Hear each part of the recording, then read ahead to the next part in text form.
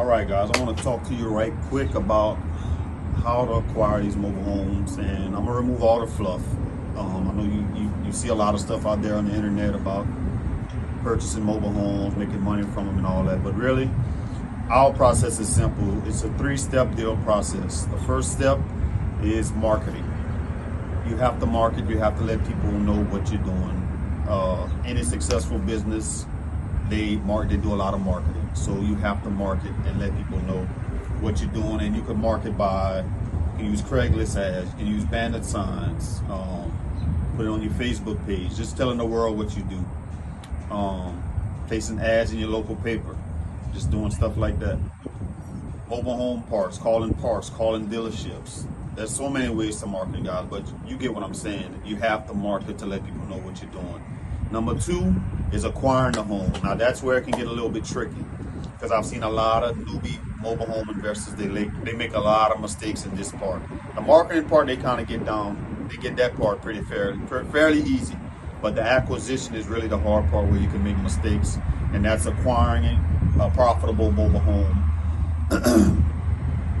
A lot of people think if someone wants to give them a mobile home, they can make money from it, or if it's a real cheap mobile home, they can make money from it. But really what you're acquiring is someone else's headache that they couldn't handle. You're acquiring a home that really needs to be demolished. And if you really don't know what you're looking for, you're going to acquire a money pit because it's going to cost you all kind of money to to bring the mobile home up to a livable condition. So that's something we try to stay away from. Well, we stay away from. Early on in our career, we did these things because we were desperate for deals. But as we got better with our marketing and became number one, really in our state for on the internet with mobile home marketing, people are reaching out to us like pretty much every day, and our system is pretty much automated. But again, you don't have to do that. That's upper level stuff. You can still do the basics, but it's really acquisition, acquiring a profitable home. And thirdly, which is two and three kind of go hand in hand, is the disposition. Really, before you buy that mobile home, you have to know what you're going to do with it. So, how you're going to get rid of this mobile home, or how you're going to profit from it? Are you going to rent it? Are you going to do a rent to own, lease to own? Are you going to flip it? Are you going to wholesale it? Or are you just going to sell it outright? So you have to know these things before you ever buy that mobile home. So it's a three-step deal process, guys. Marketing, acquisition, and disposition. And it's really, like I said, that middle part is where a lot of people make mistakes. We've seen a lot of people come into this space and their investing career in mobile homes ended just as fast as it started because they bought the wrong mobile home and then they got stuck. And we don't want that for you guys. And it's kind of what we teach. And if you want to learn more about that process, we wrote an ebook about it. You can check it out. But again, if you want more hands-on and more detailed stuff about it, just check out all the other information that we have. And a big part of that also, too, I mentioned this in the acquisition, is the negotiating. You make your money when you buy, guys. You don't make your money by buying an expensive mobile home and then trying to capture your money over time. Our system, we like to make our money right up front when we buy the home. That way, even if worse comes to worse, if we have to sell it, we'll double, triple our money. So that's kind of what we teach you guys. But again, three-step deal process: marketing, acquisition, disposition. And that's pretty much the basics of mobile home investing. All right, guys, I want to talk to you about locating the VIN number and the data plate on a mobile home. Now, this is important in mobile home investing. Why? Because unfortunately, guys, you're going to deal with some unscrupulous people, some shady people who you'd be shocked, guys. They may try to sell you a mobile home that's not theirs, or the paperwork wasn't done correctly on their end. So they're trying to get from under it and pass the shady deal on to you. So you just have to be careful and know how to match up all the information to make sure that the mobile home that you're purchasing, it is what they say it is. The VIN numbers match, the data plate matches, just finding out all the correct information, because you don't want to be stuck with the home that's you can't do anything with, because they may still owe debt on it, or like I said, the paperwork isn't correct. And unlike with with traditional real estate investing, where you have lawyers who kind of do the closing paperwork, and they do a title search and everything to make sure everything is on the up and up, you kind of have to do the legwork yourself, which isn't really that hard. 95% of the people you meet there, they are going to sell you the home that they own. Um, but you just have to verify what they're saying and verify that all the paperwork matches. So let's look at how to find the VIN on the mobile home, how to find the data information, just to make sure everything is on the up and up. So here we have this mobile home, and guys, if you're new in this, you wouldn't know where to find that information. But different ages, different sizes of homes, they have the information in different locations. So most importantly, what you want to look for to start off with is the data plate. Let's look at these other files that I have. So this is the data plate. Um, you see it right here. So where is this found in the mobile home? One, uh, more likely than not, it will be found inside a kitchen cabinet, normally by the sink. Underneath the sink is where you will find this data plate. So, what I want you to look for when you're looking at this, two important things. This right here, the HUD number.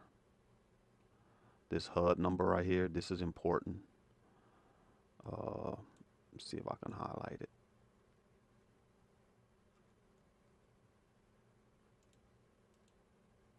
This HUD number. Secondly, another important thing is the zone of the mobile home. Because, guys, in certain areas, especially if you have to move the home, you're going to have to know the zone, because certain counties, certain cities, they don't allow certain zones. So you find the zone kind of at the bottom of the data plate right here. This is a zone one. This is a zone one. Here we go. Zone one mobile home. So that's what you need to look for. Now, some of them will have the serial number. I think this is the serial number, right? No, this is not it. But let's look at a few other ones to see what we're looking at. Um, if you're walking through the mobile home, if it's not in the at the bottom of the sink, behind the cabinet door, you may be in a bedroom. Look behind this door. In a closet, you may be behind that door. Like I said, right here, this is the master bedroom. Sometimes it's right here. Open this door up and you'll see it. It's behind the door. Or look on the wall. I've seen them there before. Inside the closet, look on the wall.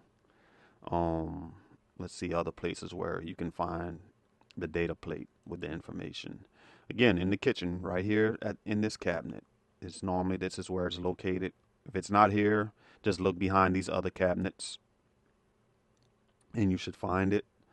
Um, Again, this is another data plate. And guys, what you're looking for is this HUD number. So that's important. You want this this label number to match. We're going to look at a title also. You want that to match the label on the outside of the home, and you're looking for the label also, that same HUD label on the outside of the home. Let's see if we can get that information. Here we go. This number right here, this HUD label number, it should match with the number that's on the data plate. Yes, this it should match with this number here. Now I don't know if this is random pics that I've took of different data plates, so I don't know if these will match, but you want it to match with this number here. So, um, and guys, let's see where else some would be located before I get into the title paperwork. Uh, yep, you see right here behind the mobile home. This is that data plate. This is that label on the outside. Now normally it's on the opposite end of the it's towards the back of the trailer. It's on the opposite end of where the tongue is, where the hitch is. So this is where you'll find that label. Normally it's on the home, or it may be here at the bottom. It may be on the frame. So you may have to pull the skirting out the way if you don't see this. It may be on the metal frame itself. So that's what you can look for. Also, that data plate that we were looking at earlier, that white sheet, I found them, especially on the older homes, I found them behind the electrical panels, behind the electric boxes. And these electrical panels, they're normally in a closet, or they're behind the door of the master bedroom up against the wall. So that's where you can find those things at. And it's always just good to check this panel just to make sure that all the fuses are in there, all the breakers are in there, nothing, no wires are hanging out. So it's always just good to check this. Um, let's talk about why it's important. So somebody tried to pull a fast one on us the other day. They called and said they had a mobile home that was a 2019. Now we're looking at this. They didn't have any title paperwork or anything. They just claimed that they had a bill of sale. So look at this, guys. You see anything missing on this bill of sale? They just have 19. They don't have 1980, 1989, or 1999. And the woman told us that this mobile home is a 2019, but she wanted 4,000 bucks for it. So we're like, that's kind of strange. Why would somebody take a big loss on a mobile home? But she didn't send us any. Well, she did send pictures later after she told us it was 2019. That's how we knew something was off, because the home looked like a 1979, not a 2019. Um, and again, what threw up the red flags for us was the bill of sale. Didn't have any title. And here, look at this bill of sale. It doesn't look official. It looked like something that they wrote in. Didn't fill out all the correct paperwork. Let's see. I think I have another picture of it. Yeah, there we go. Yep. Well, look at on this paper. They had it. Year 2019, 16 by 80. And in no form or fashion was this a 2019 mobile home. So that's why all these things have to add up, guys. You just can't take somebody's word for it. You have to, what's the old saying, trust but verify. You have to verify what they are telling you is true. If it's what they're saying is not true, then it's more than likely you need to pass on it, because they're being shady, and they may have still have a loan on the mobile home. That's why they can't produce the actual title. The bank may still have the title, and they're just trying to get from under it and passing a fast one on you. So you just have to be careful of dealing with shady people, and how you do the legwork, and check, make sure that everything is on the up and up, is by looking at this data plate and just confirming on the and this data plate that's in the behind the cabinets, or behind a closet door. But most importantly, let's look at this title. Um, so the VIN number right here, this is important that you must look at. This VIN number right here, this has to match. Lots of times, um, the VIN number will be here somewhere on this data plate. So lots of times you'll find it up in this area. So these things have to match. Uh, let's see. Another thing to look at, and you can see too that they have the make and model number that will be on that data plate. That's how you can confirm it. Also, you see the year of it, 1997.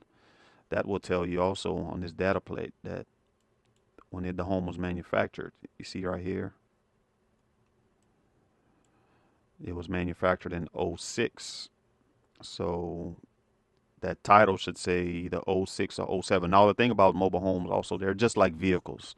Um, even though, like when you're watching commercials of vehicles, even though like we're in 2023, um, a lot of these a lot of these car manufacturers, they'll start selling the 2024s like in September, October, November of 23. And even though the year didn't change over yet, but it's labeled as a 24, even though the home was even though the car was manufactured in 23. So it may say '06 here or '07, but it actually may be a '08, a year ahead of it. So don't let that part confuse you. Um, let's look at this title again.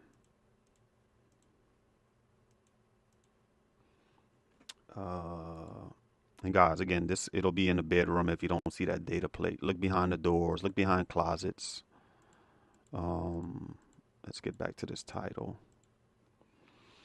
What's important also is making sure that they are listed as the owner in this area. They are the owners.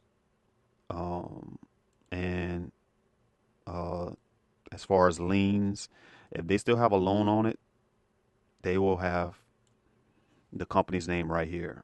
Now, either it will say lien released somewhere up in here, and they'll give a date, or they'll have some kind of paperwork from the bank saying that it was released, that the lien was released. If you don't have that, something saying that the lien was released, I would not touch that mobile home. You have to make sure that everything is on the up and up, and no liens on it, no back taxes. You just want to confirm all of these things. And as you can see, and in this situation, it's not listed here, but they provided me with paperwork here saying from the bank saying that it was released.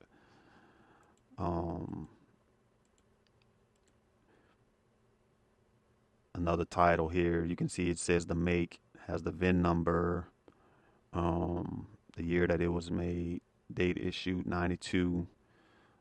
See right here is no liens on this mobile home. And I know you guys are in different states, but titles are pretty much all the same. So it'll look something similar to this. I want to show you guys too. I had a picture of a hot water heater. Sometimes these things are, yeah, right here. They're in a closet where the hot water heater is, especially these older ones, like you see up in this area. Well, let's see if I can zoom in. You see up in here, they'll have a panel right here, a door that's blocking the water heater. So you pull that door back and you can see it. This little panel or be on the wall in the closet of the water heater is where you'll find that data plate. Again, this is another data plate. They're all behind the cabinets, guys. Just look behind the cabinets or behind doors. So, again, guys, I hope this was informative. It's important that you do your due diligence and making sure that these numbers match, because you don't want to buy a home that's, you can see it's hot. Somebody's selling you a home that still has a lien on it. And you make sure that you verify the zones, zone 1, zone 2, or zone 3, because if you have to move it into a county or a city that doesn't accept a zone 3, then you're stuck with that home. So you just verify all of this information. And when you're looking at this home, it's good to just pull out your phone and take a picture of that data plate. That way you can always have it if you need to relay some information to a park or a city if you're getting permits. It's just good to have pictures of all of these things, the labels, serial numbers, all of that. Just keep pictures of these things. That way you don't have to have that physical paper on you. So hope this was informative, guys. Drop any comments in the comment section if you have any questions, and I'll be glad to help you guys out. But hope you enjoyed it. Thanks. Should you invest in an older mobile home? Should you invest in an older mobile home? The answer to that question is yes and no. Yes, because if you find a home that's in this condition, this home is a 1992. If you find a home in this condition, you have a great deal. This home is in almost immaculate condition compared to other homes that are much newer than it. You can see the outside, it's in pretty fair shape, a little bit of paint, has a metal roof. Along the sides is solid. This home is very, very solid. It has an AC unit, central air and heat. It needs to be looked at, but overall, it's in pretty solid shape. It does have a window unit on the outside. So these are the things that you should be looking for if you're going to invest in an older mobile home. Not only invest, but if you're going to purchase a home. So let's do a quick walkthrough in here. When you're looking at these homes, first thing you want to check out is the floor. Making sure that the floors are solid, the roof, no leaks anywhere. Now, a lot of older homes will have leaks. A mobile home's worst enemy is water. So sometimes right here you'll have leaks by the window sills. These are things that you need to check out. By your sinks, anywhere in the bathrooms, anywhere where there's water, that's where you want to check. Look inside the cabinets. You see, this thing I've never seen a home this age look so in such great shape. But yes, if you find a home like this and it's an older home, I would definitely buy it. This is like a perfect home for a family, someone starting over, or like a great rental property. You can see that this was owned by elderly people. They took real great care of it. Carpets may need to be shampooed or replaced, but look at this. You can even put paint on the walls, but someone may like this. But this home is pretty solid for a 1992. Now, I wouldn't invest in an older home if you had holes in the ceilings, had a roof leak, a lot of the floors were damaged or had soft spots. I would really think hard about investing in a home like that.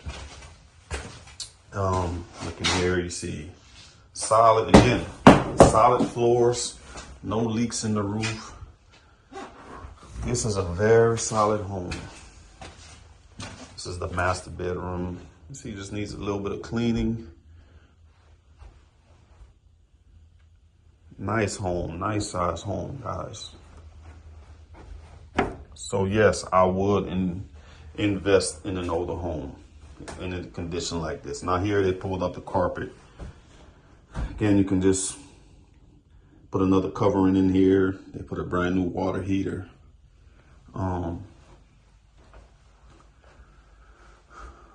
No leaks again, no leaks anywhere. Solid. Now they put carpet in here. That's something that I wouldn't do. I would remove the carpet from the bathroom because, again, water is the enemy of any mobile home, and it starts leaking from the sink or anywhere, or tub overflows, you have major issues. So yeah, guys, this is a nice home, and you'll find people who want to get rid of these homes because, again, either a parent died or something, or they just have no need for it. They upgrade it. There's different reasons why people get rid of nice homes like these. And if you're interested in investing in older homes, I wrote an ebook on how to purchase them and how to negotiate and get these at a great price. I got this home actually for like $3,500. And it's a 3-bedroom, 2-bath. And you can see there's pretty much nothing wrong with this home. Someone can just come in here and put their furniture and put the lights on. That's how great condition it is. Now, you can't do this with a single family home. $3,500. And like I was saying, guys, if you're interested in investing in used mobile homes, having them as rentals or whatever you want to do with them to make money with them, I wrote an ebook, How to Make Big Money with Mobile Homes. If you're interested in it, I have the link in the details. I have a DVD on how to negotiate. Check those things out. If you're interested, just leave a comment. Thanks. All right, guys, I want to talk to you about the secrets of placing bandit signs. If you can see now, I'm on the side of the interstate, busy area. The great part about where we live is we live not too far off of the interstate. All of our cities are pretty much connected by the interstate. So that's the secret, guys. It's not about just putting out bandit signs and just placing them wherever.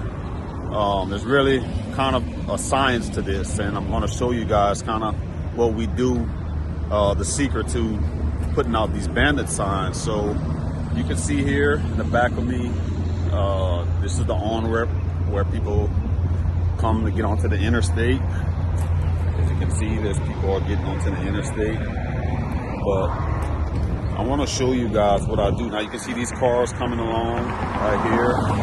And how I do it is, you can place it on either two sides. You can place it on the side of the right side or the passenger side. As you can see, these drivers, you can see this sign. And my trick is I put them right next to the sign. You see this sign that's standing up right here? They just had a tractor come and cut the grass. So the secret to putting them next to these signs is that when the mower comes, they go around these signs, as opposed to if you just put them out into the opening. If you just put them out right here, you see the grass is freshly cut. They'll just run over it with their tractors. So let me show you guys what I do.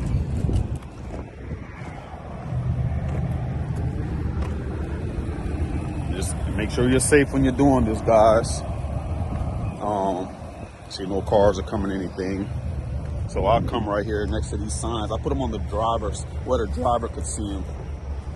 You see, you have my sign.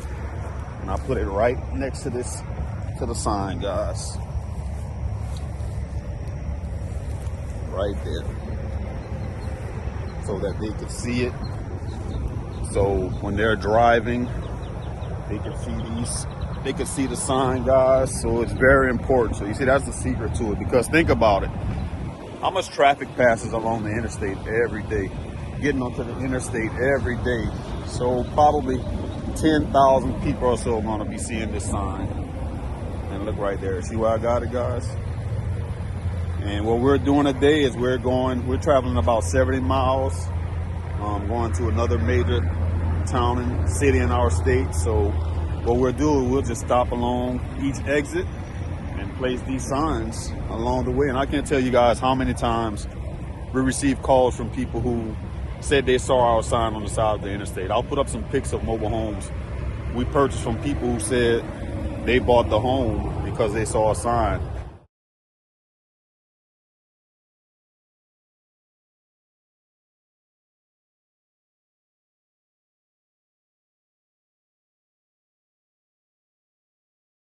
Right off the interstate. And that's the secret, guys. That's the secret. If you want to know more about it, again, check out what we have to offer. The link is in the description, and you'll know how to handle these calls. You'll know what to say when these people call you with their mobile homes for sale. So that's the secret, guys. I hope this helps you out. All right, so I want to show you guys an example of what the sign looks like when a person is driving, what they'll see. So you see it's on the left side, and they'll see it. We buy mobile homes. That's it. Give that sign a call. And they're right hopping on the interstate just like we're doing. And again, people pass on these exit, guys, multiple times per week. This is their way to go home, back and forth to work, and they'll see it. And if they miss it the first time, they'll take a picture of it the next time. So it's nothing to be worried about. But your job is just planting the seed, and the rest will take care of itself. So keep marketing, guys.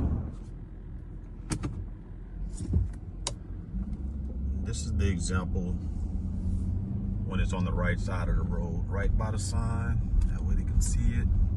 They haven't picked up their full speed yet, so perfect position, guys. What's up, guys? Want to do a quick walkthrough of this mobile home we acquired. You can see it's in pretty good shape. Guys, that's what we'll be talking about. These are the type of deals that you can get if you're marketing the right way, if you putting it out there, how we teach how to acquire these homes. You can see that this home, it needs a little bit of cleaning up, but that's the thing that we teach, guys. When you see stuff like this, this is where you make your money. So it's nothing for us to come in here and pick this stuff up. This, as you can see, look at the floors. Vinyl flooring, the roof is solid. Look at the walls. Look at the walls. I mean, this person, they literally just packed up like yesterday and got everything out, and we acquired it for little or nothing. So what you think about this, Miss Kerry? What you have to say about this home? This is pretty much a gold mine. As you can see, everything in here, I mean, they have like a little bit of trash. Like when the lady that sold us the mobile home, she texted last night and said, I left a few things in there. She said like some trash and stuff. She said, but I got everything else I needed. But we already looked at the mobile home. And we knew that it was a gold mine. I mean, we got this mobile home for $5,000. Well, $5,500. Yep. And it was 2007. 2007. It's a 2-bedroom, 2-bed, and it's a good size. It's a large mobile home. It's pretty much a 16 by 80. Isn't it 16 by 80? 14. I think it's 14. 14 by 80. 16. One of them. But I know it's a good size. Right.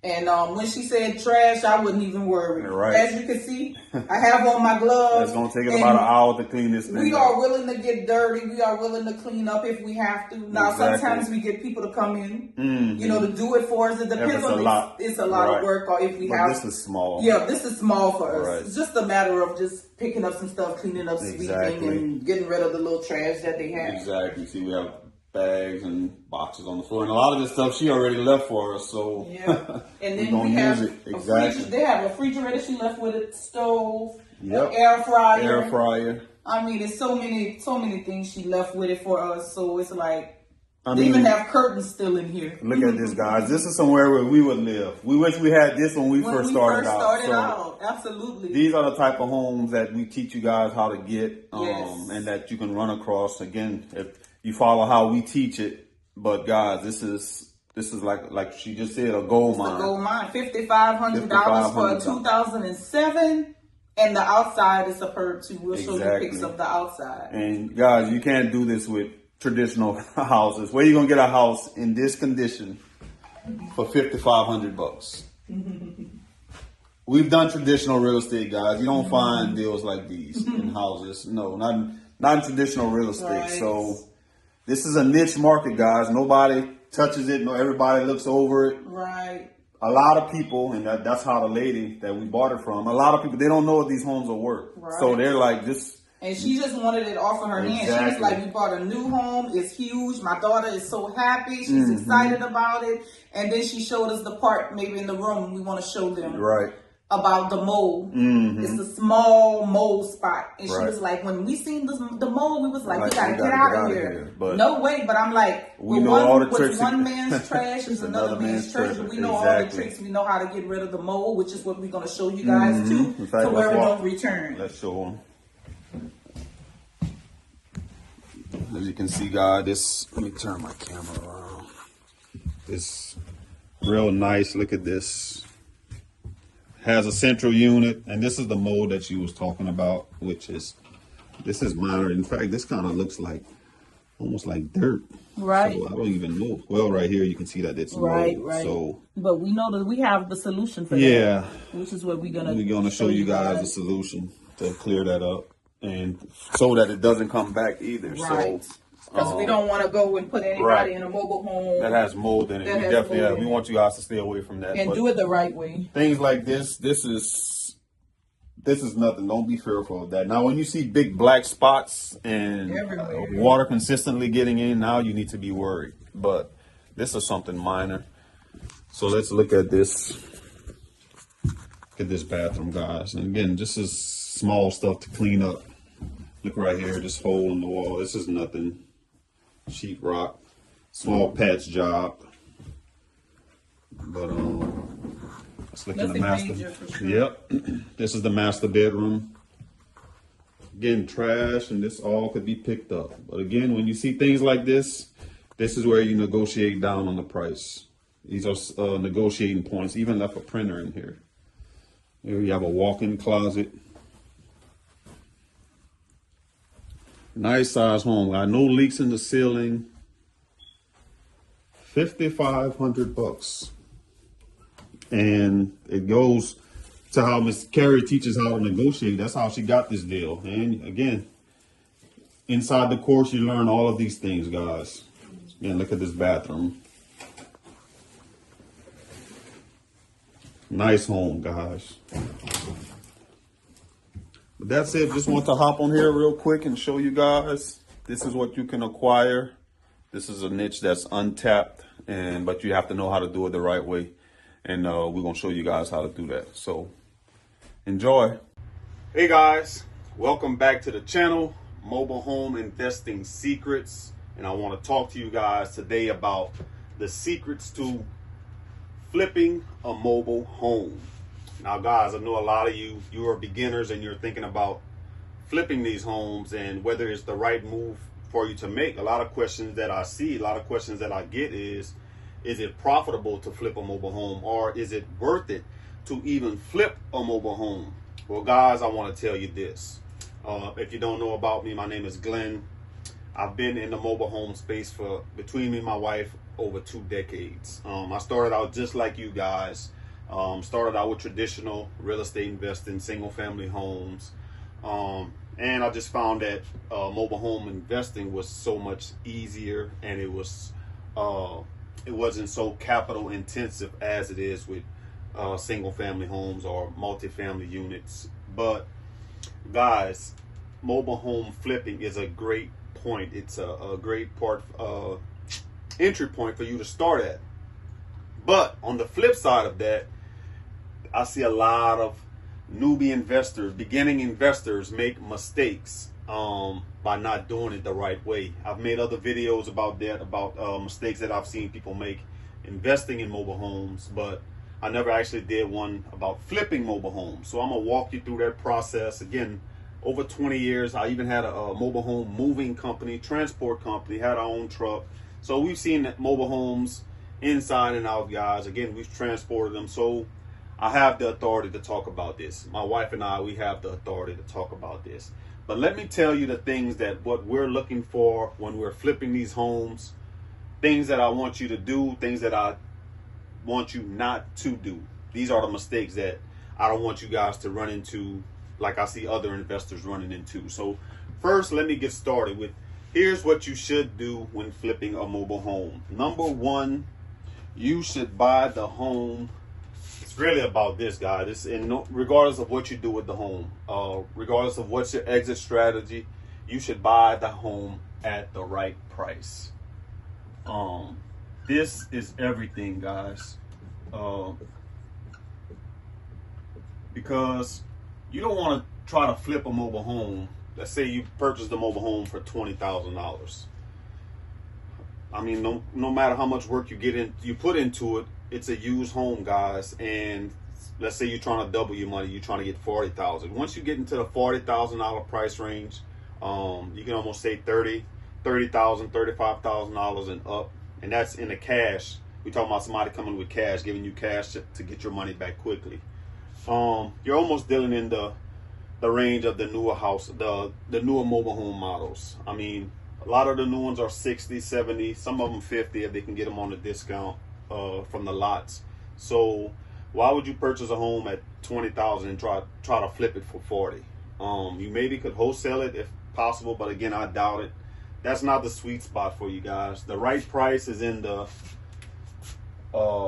you can say the $1,000 to the $10,000 price range. And I try to stay way below $10,000, guys. I don't even think I've ever bought a home that was $10,000. So a lot of our homes we purchase are in between the $5,000 and $10,000 price range. So it's the right price, guys, because again, if something bad goes wrong, if you get it for $1,000, $2,000, $3,000, you really can't. You can absorb that price. You can easily flip it for $6,000 without even lifting a hammer. And that's something that we teach you guys, how to flip these homes without ever touching them, without ever doing any work to that. But I'm gonna dive more into that and these other things that I want you to do. So number one is acquiring the home at the right price, because your end buyer, you have to make it affordable for your end buyer. Your end buyer, or maybe someone that can a regular consumer. These people, they're used to renting. They don't have these big chunks of cash unless they touch some money, some type of way, their taxes, or they got in a car accident or something. But normally the consumer buyer, they are going to want you to sell it to them on payments, and that's another option. Then you can get into the selling the home for the $30,000, $40,000, $50,000 price range. But if you're trying to just flip the money quickly, you want to sell it to either an investor or somebody that's looking for it as a rental property, or someone, like I said, who has the cash. And 9 times out of 10, that will be an investor. So, and the sweet spot for investors is around the $20,000 to $30,000 price range. So if you're picking up these homes for $3,000-$4,000, and if you put $4,000 to $5,000 worth of work into them, if that, you can easily double your money, guys. So that's the first secret to flipping a mobile home, acquiring it at the right price. Number 2, guys, it's doing a proper inspection. Doing a proper inspection. That's the secret to flipping a mobile home. Again, this is the mistake that I see a lot of newbies make. They think that they're getting a home at a great price. It's so cheap, but you have to think about it. If you don't do a thorough inspection, you don't do your due diligence, you'll find out that you're getting it at that such a cheap price because the electricity is shot. You need a new AC unit. There's a leak in the roof. You need to replace some walls. There's soft spots in the floors. I mean, major issue. What's some of the major issues? The age of the home. It can't be moved. What's some other things? The type of, the size of the home. It's a 2-bedroom, 1 bath. This is not something that that's really going to be that profitable, guys, because you think about it, your typical American family, it's mom, dad, 2 kids. So 2-bedroom, 1 bath home or 2-bath home, that's going to be too small for a family. So that's why they're probably selling it so cheap. So the money spot is the 3-bedroom, 2-bath homes. Those are the homes that you want to shoot for, but you don't always run across those, and you can make money with the 2 bedrooms also. But back to the inspection, you have to do a thorough inspection, guys. I told this story in the course. We purchased this home, and again, guys, this is a guy been in it for over 2 decades between me and my wife. It was in a park, and we didn't do a proper inspection of the electrical panel. We purchased the home, couple of $1,000. We come back later, find out the electricity, the wires, guys, it was actually stolen. So I had to come out of my pocket another $700-800 because I didn't do a thorough inspection of the mobile home. So just things like that that can bite you. Another one that we bought, this mobile home, again, I think we purchased it for $5,000. And it had been sitting for years. So and the thing about that you got to think about, and that goes back to the inspection, if a home has been sitting for years, guys, think about the pipes underneath the mobile home. These things are exposed to the elements. So hot, cold, it's not being used. It's been sitting for years. So cold weather, if they had a freeze, then when you go to turn the water on, all the pipes are cracked. And guys, we had to literally replace all the pipes underneath the mobile home, and that was from not doing a thorough inspection. So even if you have to put all the utilities on, make sure that all the utilities on, that way you can check and make sure that nothing is leaking, all the power works, the AC unit works, your major appliances work, everything works, guys. If no power is on and you're not able to inspect it, this is a bargaining chip. You can tell the seller, hey seller, I don't know what works when I'm gonna turn this power on. So I need to, either if you can put the power on, or I need you to come down low on the price, because I don't know what I'm gonna be getting.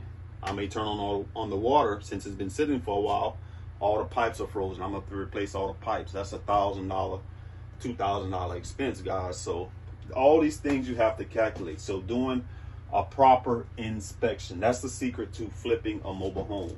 That way that can help you get an idea of what it's going to cost you. And that's the third secret to the things you need to do when flipping a mobile home, is setting the right expectations, guys.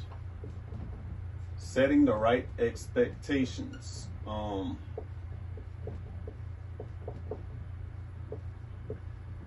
This is something that I so often see with newbie investors. They don't have the right expectations.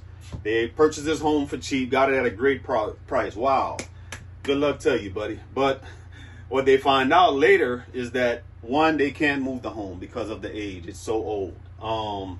Two, They can't keep it in the park, so now it has to be moved.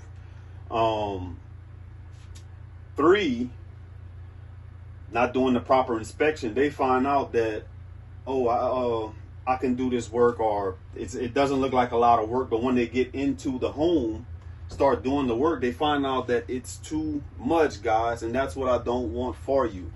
Don't bite off more than you can chew, and that's what I'm going to talk about in the don't section. But setting the right expectations. Who's going to do the work? Are you going to do the work? Are you handy?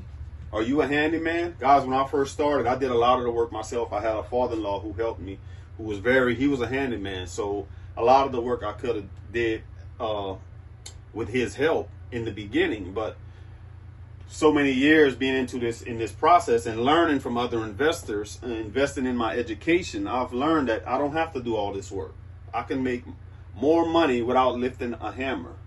But some homes we still do put some work into if it's not a lot. We know what expectations. We've done this so much that we know what to expect and how much it's going to cost, because we're not biting off more than we can chew. We know if something is going to take more work, who can do it for us, or are we going to get our hands dirty?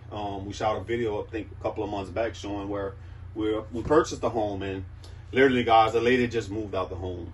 All you needed to come inside the home and just come in there with a broom and a dustpan, and just sweep up and remove her garbage that she left over, extra food and stuff like that. So you guys go back and check that video out. But setting the right expectations, guys, that's very important. If I could tell you how many times people have called us and said, and I even see the ads online, people say, I got this home and it was too much work. I don't have time. I work during the week. I thought I could be a weekend warrior, fix the home over the weekend. But guys, I worked in construction over 20 years.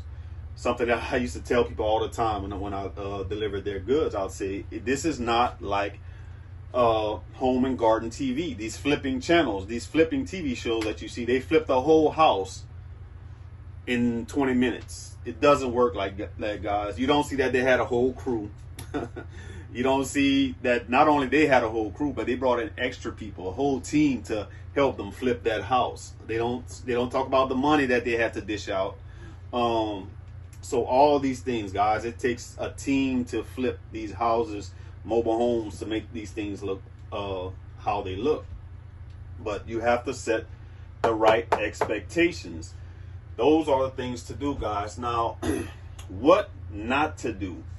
Very important. What not to do, guys. And that goes back to what I just said. Don't bite off more than you can chew.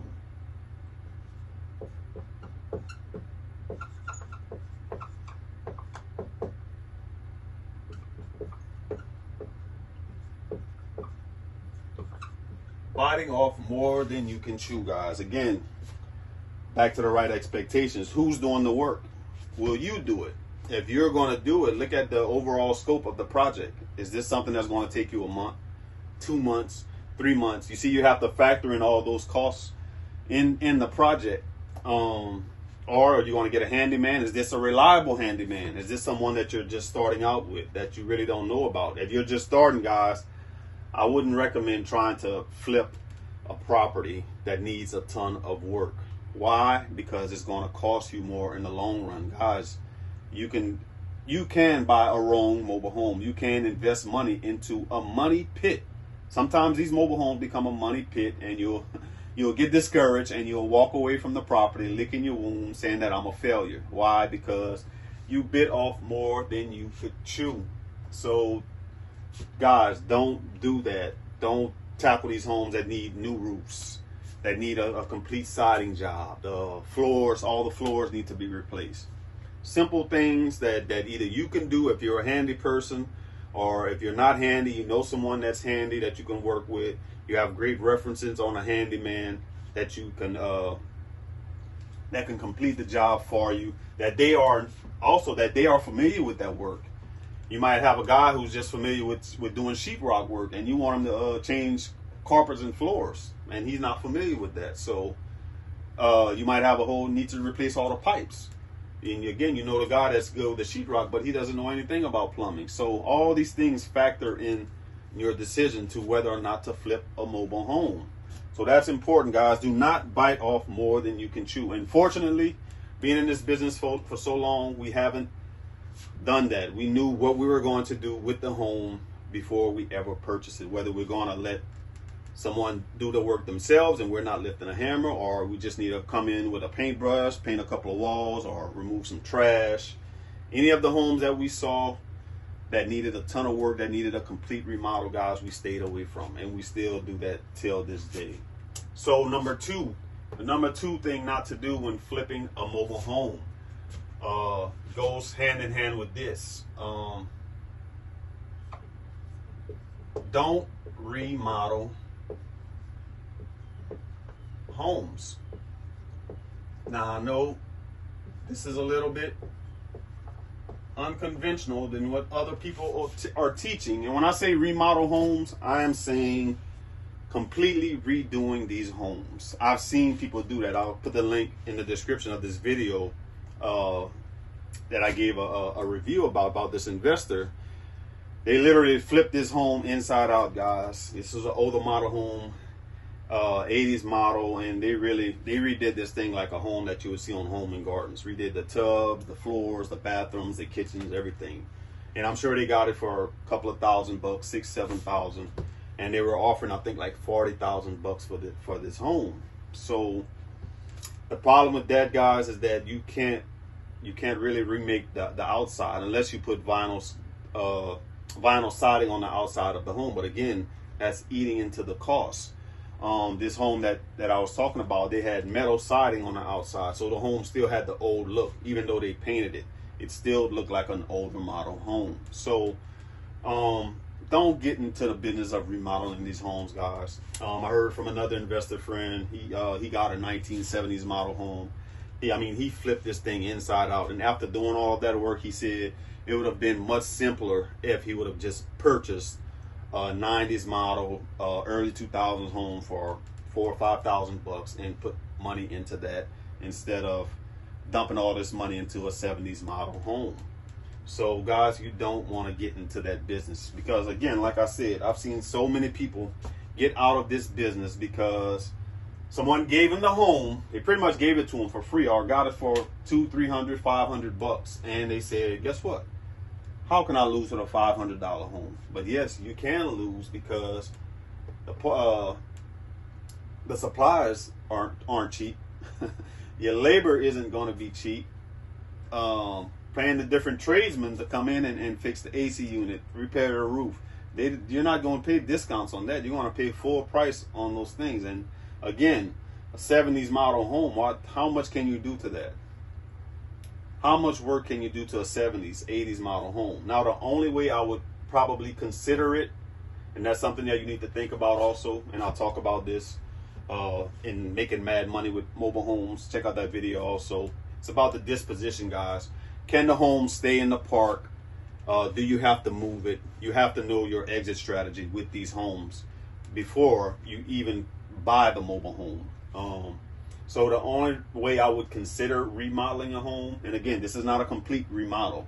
This is probably replacing some floors, replacing a couple of walls, maybe doing a little bit of roof work if it needs a patch here or there. But if it can stay in the park, I definitely would do it. And it depends on the skill level. If I'm a handy person, if I can tackle that, fine, you're up to it. But if you're a guy who has W-2 job and you're off on weekends, you got to factor in the time that is going to take you to fix that mobile home. And 100 times out of 100, you're going to underestimate the time. And that leads me to my final point on what to do when flipping a mobile home. You not only underestimate your time, but many people underestimate their budget. Underestimating your budget, guys. Again, from decades of experience, guys, many people don't estimate properly how much it's going to cost to replace a bathroom, replace the cabinets, replace the floors, finding a good contractor to do these things, and what's the cost going to be. And like I said, you can factor in more time than what you're expecting. Why? Because guys, dealing in construction pretty much all of my life, it always takes longer than what you say it will take. The contractors they're not reliable. They're hopping from job to job. So unless you're doing it yourself and you have the time to put into it, you're really going to underestimate what it's going to take to get the job done when flipping a mobile home. So these are the things that I want you guys to consider. That's the secrets to flipping a mobile home. That's the things that we kind of factor in when we decide whether we're going to flip a home or we're going to put work into it. Did we buy it at the right price? Did we do our proper inspection? Are our expectations right? Who's going to do the work? Are we going to do the work? What's our exit strategy? Just knowing these things ahead of time. What not to do. Don't bite off more than you can chew. Guys, start small. Being that mobile home space, it's so cheap to get these homes. It's so affordable to come into this space, but you can make mistakes, guys. So, and a lot of mistakes that people make is biting off more than they can chew, and I don't want that for you guys. So don't do it. Be on the watch out. You can. There's so many deals out there, guys, that you can acquire a nice home, a newer home, for a couple of $1,000 more than what you would pay for that 80s model, that 70s model home. Don't remodel homes. Only way you consider remodeling homes, putting a lot of work into them, is if they can stand the park. If you have to move these things, guys, that's when the expense, it gets more expensive to deal with these mobile homes, because a move can cost $4,000, $5,000, $6,000, sometimes more. If it's a double wide, you can double the price of that. So you have to factor in all those things. That's what goes into your budget. Having a right budget. If you're just starting, you're a beginner, and you say, I have $5,000. If the home is going to cost me $3,000 and I have to move it, guess what? I'm priced out of the deal. If it's in a park, guess what? I can put in $1,000. I can buy some paint. I can do a little bit of work myself and to spruce it up. So I'm still in the deal. But if I'm going to flip it and figure I'm trying to double my money, I have to consider all of these things, guys. I have to consider my budget. So if I were just starting out today and I had $3,000, $2,500, I would probably be looking for homes in parks that don't have to be moved. Or I would build me a list, which I talk about. Check out the link in the description, guys. We got the wholesale ebook where we talk about wholesaling, acquiring these things without putting up any money. I would build my list and find people who can move these homes, people who are looking for deals, park managers, park owners, investors, landlords who can get these homes, and you acquire for $2,500 and flip it to them for, wholesale it to them for $5,000, $6,000. We do this till this day. So those are the things that you have to consider, guys. So I hope this was informative to you guys. Again, check out the link in the description if you want to learn more. We have a video course too. I'll put that link in the description where, guys, we go through all of these deals. I'll walk you through how to properly inspect the home, what to look for, the mistakes we made. We actually go through a deal where we show you from start to finish how we flipped the mobile home, the work we put into it, why we decided to put the work into it. So check that out if you're interested in that. But again, guys, I hope this was you learned something from this lesson. So again, drop your comments, like, and subscribe to the channel, guys. Talk to you soon. All right, guys, I want to talk to you about positioning yourself, being in a position to capitalize when opportunity strikes. And when that happens in different situations is why people are looking to sell. Many different reasons of why people are looking to sell. They can be, we talked about this in previous videos. Remember, mobile homes they're like transitional homes, meaning eventually they'll want to get into a traditional home, and the mobile home just becomes a hassle to them. So it could be a job transfer. Again, they can be upgrading to a home. It could be relationship reasons, medical reasons. It could be a parent, someone died, and the child has no use for it. So it's just, it could be an abandoned home. It's just so many, it's multiple ways that you can come across these homes. But again, like what we teach is you have to put yourself in that position, being, when that happens to them, they can find you, they can easily find you. And that's what we teach you guys in the course of putting yourself in that position to where when they're transitioning, when they're thinking of transitioning, okay, I got this number, I know these people who I can call, and they can help me out.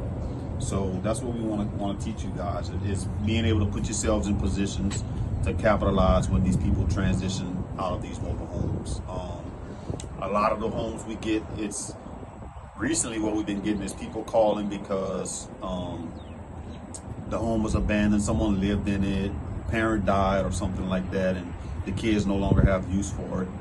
One we got a couple of months back, a lady, her mother-in-law was living in the house and in the mobile home, and she passed. So, and the lady was an out-of-town owner, so she really didn't have no use for the home. And like we say too, a lot of time, these sellers, they don't know what the mobile homes are worth. So you're picking up these homes for a couple of grand. And even if you don't have the money, you can wholesale them to somebody else. So it's just about putting yourself in that position, being able to capitalize, and you put money into your pocket because you're in position.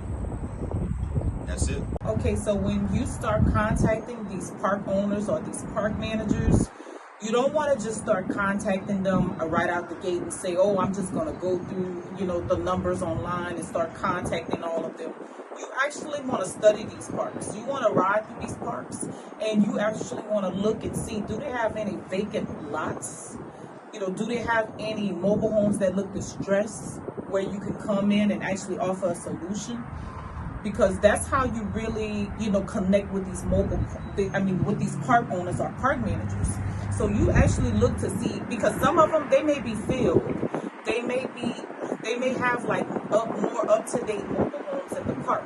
And a lot of them, that's like park managers that just came in and pretty much they got rid of all of the old, they got a wholesaler or somebody to get rid of all of the old mobile homes, and then they came in and put some new ones in there, and they don't even want to deal with investors. So that's why it's important to see if there's a problem that you can solve, because those type of park owners and park managers are the ones that you want to work with and that wants to work with you. So you look and you see if there's a need, and that way when you reach out to these park managers or park owners, you can actually talk to them based on their need and how you can come in and help them with that. Because these park managers, they want to profit, they want to make income. So it's our job as investors to come in and show them how we can help them to keep their income flowing, or how we can actually add to their income by maybe putting other mobile homes in the park, and that way they have more profits. So that's how we want to look at it, and that's how you want to contact these park owners and these park managers. Never just go and start just calling them recklessly and, without knowing anything about the park. Look at the park, pass through the park, and that way when you're passing through the park too, you never know, you may see some mobile homes that have for sale by owner in the window. And they may even have for rent. And when you see that, then that's when you'll know, like, okay, they work with investors if they have for rent signs in the window. So it's so much you can learn about a park just by passing through a park. And that's what you want to do before you start contacting these park owners and park managers to see if they're investor friendly, pretty much. Hey guys. Hey. We were driving for dollars today. We just want to hop on here right quick, and we find a little gold mine of a park that we've never saw before. We've heard other people talking about it that we've bought homes from, but this is our first time actually driving through the park. And we just want to show you guys what we're looking for when we're driving through these parks. These are things that you should look for to see if that's a park that would work with you or something that's has potential. So we just want to share that with you guys. I don't know if you have something you want to add. Actually, well, what I want to add is this park, we would rate it. We usually rate the parks. Like if it's an A, B, C, Right. a DRF. Right. In this part, we would rate it as a B. As you're going to see, they have older homes and newer homes mixed together. Right. But it is so neat. And that's why we're rating it as a B. Normally, we don't do that when they have older mobile homes mixed with new. But as you're going to see, it is so clean and neat that it looks as good as a B mobile home park. Exactly. So that's what we're going to show you guys. And we'll rate it too as a B because of the area that it's located yes, in. it's in a very good area. Right. It's not like a crime area in the city limits. It's on the outskirts. So a lot of mobile homes around here. They have double wide mobile homes as well. So it's real nice around here, and a lot of land, and you can see people and you can see homes. Exactly. So we're gonna ride through this park and show you guys what we're looking for.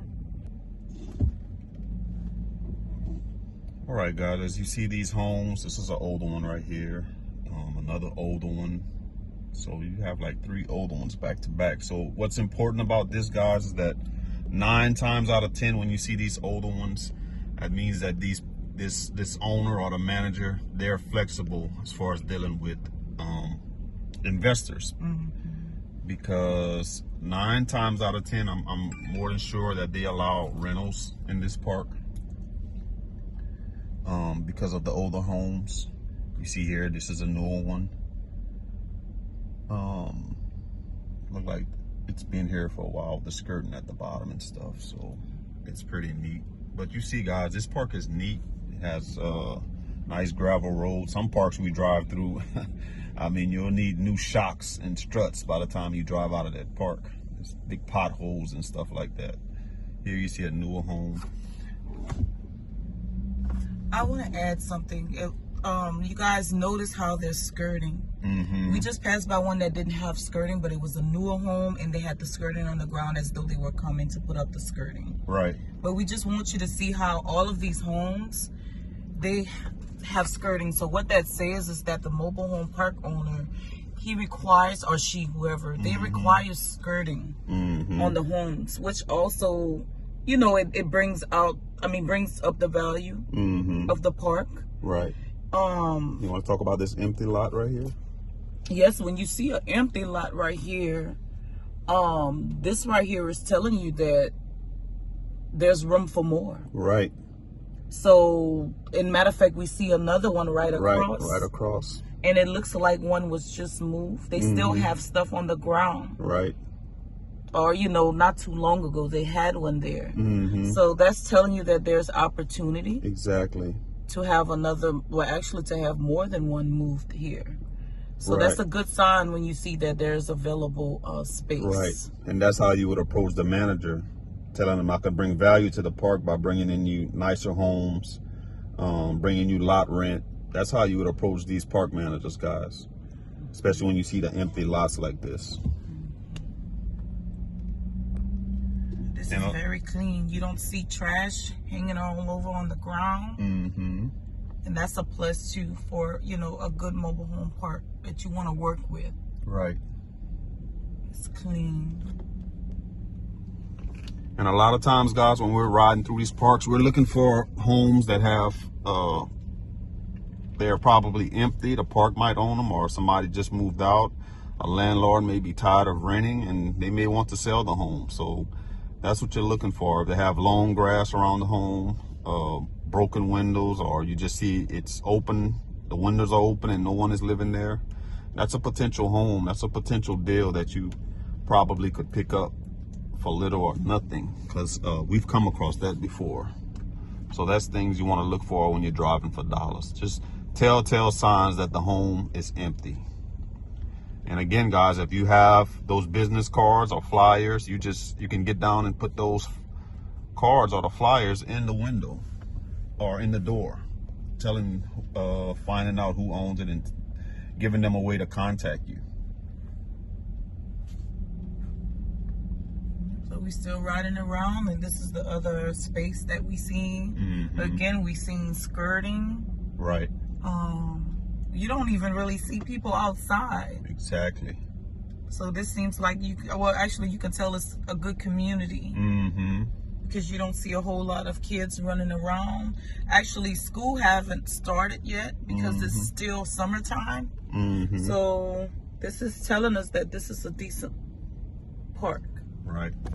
And this is a park definitely that you would want to work with. Yes, a good blend of newer and older homes. That's the signs that you're looking for, guys. It's the perfect blend. Right. You don't want too new. Right. Because if it's too new, the mobile home park, they may not be too right and too open to working with you. Right. So yeah, so this is the park, guys. We're definitely going to get the number of this park and contact them and let you guys know how it goes. So that's it, guys. Talk to you later. Hey guys, we're riding through another park that we just acquired, and we want to give you a little bit of our park secrets, share with you some things that we look for, and how you can make money in these parks and what we look for. So the first thing when we drove into this park, we looked at, they were bringing in newer homes. So that was a positive. That means it's a desirable area. People would live here. And again, you see there's a mixture of older homes and newer homes. So that tells us that one, the park is somewhat investor friendly, because they worked with us as far as the home we acquired in the park. This is a new home right here. Again, older homes. This is the home we just acquired, guys, with the trash in front of it. Again, we talked about it earlier, how we got them to get the trash out of the home, make them do the work, guys. You never want to do all of the work. If they want to sell the home, they have to do the work. So, and they're going to come back and pick all of this stuff up.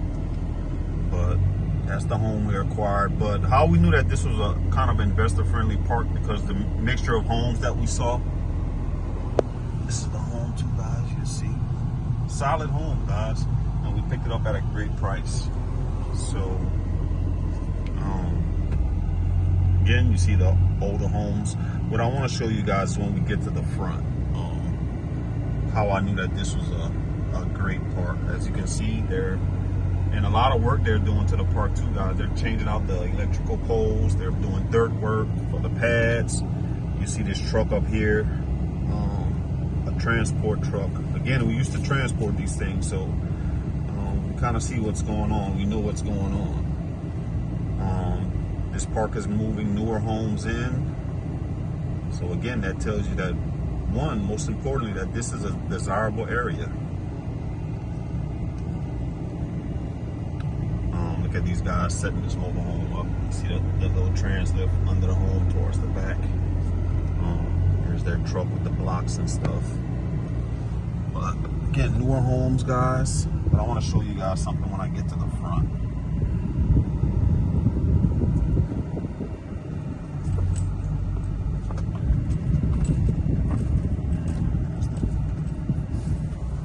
Newer homes, guys. Look at these homes right here. This is much older one. This is probably a 70s or 80s model. So those are grandfathered in. Look at this one, the roof on top of it. But you saw, guys, the yards are clean, nice vehicles. They have dumpster service. All these cans are at the road. And look at this, guys. This trailer park is right across the street from an elementary school. So just think about it. A family would love to live here because their kids probably can just walk across the street. And I think this is a great school also. And you can see here too that they're offering some type of financing for these homes. Right here they have this sign right here for rent. And when I saw that the first day we came out here, you see that for rent sign, I knew that one, that they were investor friendly because it says for rent. Then that tells me that probably a lot of these homes in the park they're probably investor, some rentals for investors, or the park rents them out. But guys, we're able to pick up a home in this park at a great deal.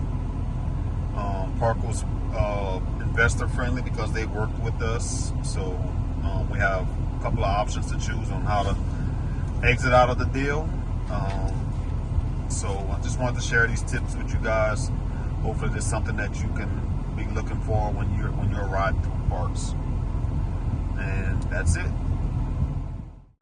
Hey guys, this is a mobile home that we just recently purchased.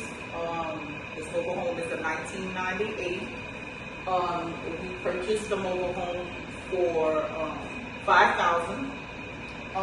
The reason why we purchased the mobile home for $5,000 because we automatically know that we can, rent it out or for a good amount, and it can stay in the park. So the mobile home was able to stay in the park. We done talked to the park management, and the manager said yes, it's fine. So we was like, okay, this is great. They have AC. As you can see, look at the kitchen. They remodeled the kitchen. They left the stove. A lot of the floors are remodeled as well. Just a little few touch-ups, but the way we do it, we can get the person who's moving in to do a lot of the touch-ups, things that we don't have to worry about doing. But as you see, I have gloves on and I have a broom, so we do sometimes clean. We don't do any big clean, any major clean. And the only times we'll have, we'll do major cleaning is if we get the mobile home for a really good price. This mobile home had a lot of furniture in it and some trash in it. And because of the price we paid, we asked the seller if they can clean it out and told them normally we have the sellers clean it out when we get it for the price we purchase it for. So again, if we would have gotten it for dirt cheap, like $1,500, $2,000, $2,500, then we wouldn't have mind doing some of the trash. But again, because we paid that price, we had them clear it all out. So really what I'm cleaning is the little residue, some minor things that'll take me about 20 minutes, 25 minutes to clean and sweep. So. Yep, and we changed the locks also when we purchased them. So you see here, I'm changing the locks out. That way it's just, if they had a renter in here, the renter can't come back and say, oh, I forgot something, or the owner can't come back and with the old key, they may have extra copies. So that's why we always get them to clean everything out. That way they can't say that they can come back and grab something. That's pretty much it. But again, guys, we got another one. It came from our marketing, which we teach you guys how to do. Yes. So. And it's not just putting out signs. Right. We showed you guys that we have multiple ways exactly that we draw sellers in. Mm-hmm. And this came from one of those multiple ways. Absolutely. Outside of putting out signs. Right. Right. Mm-hmm.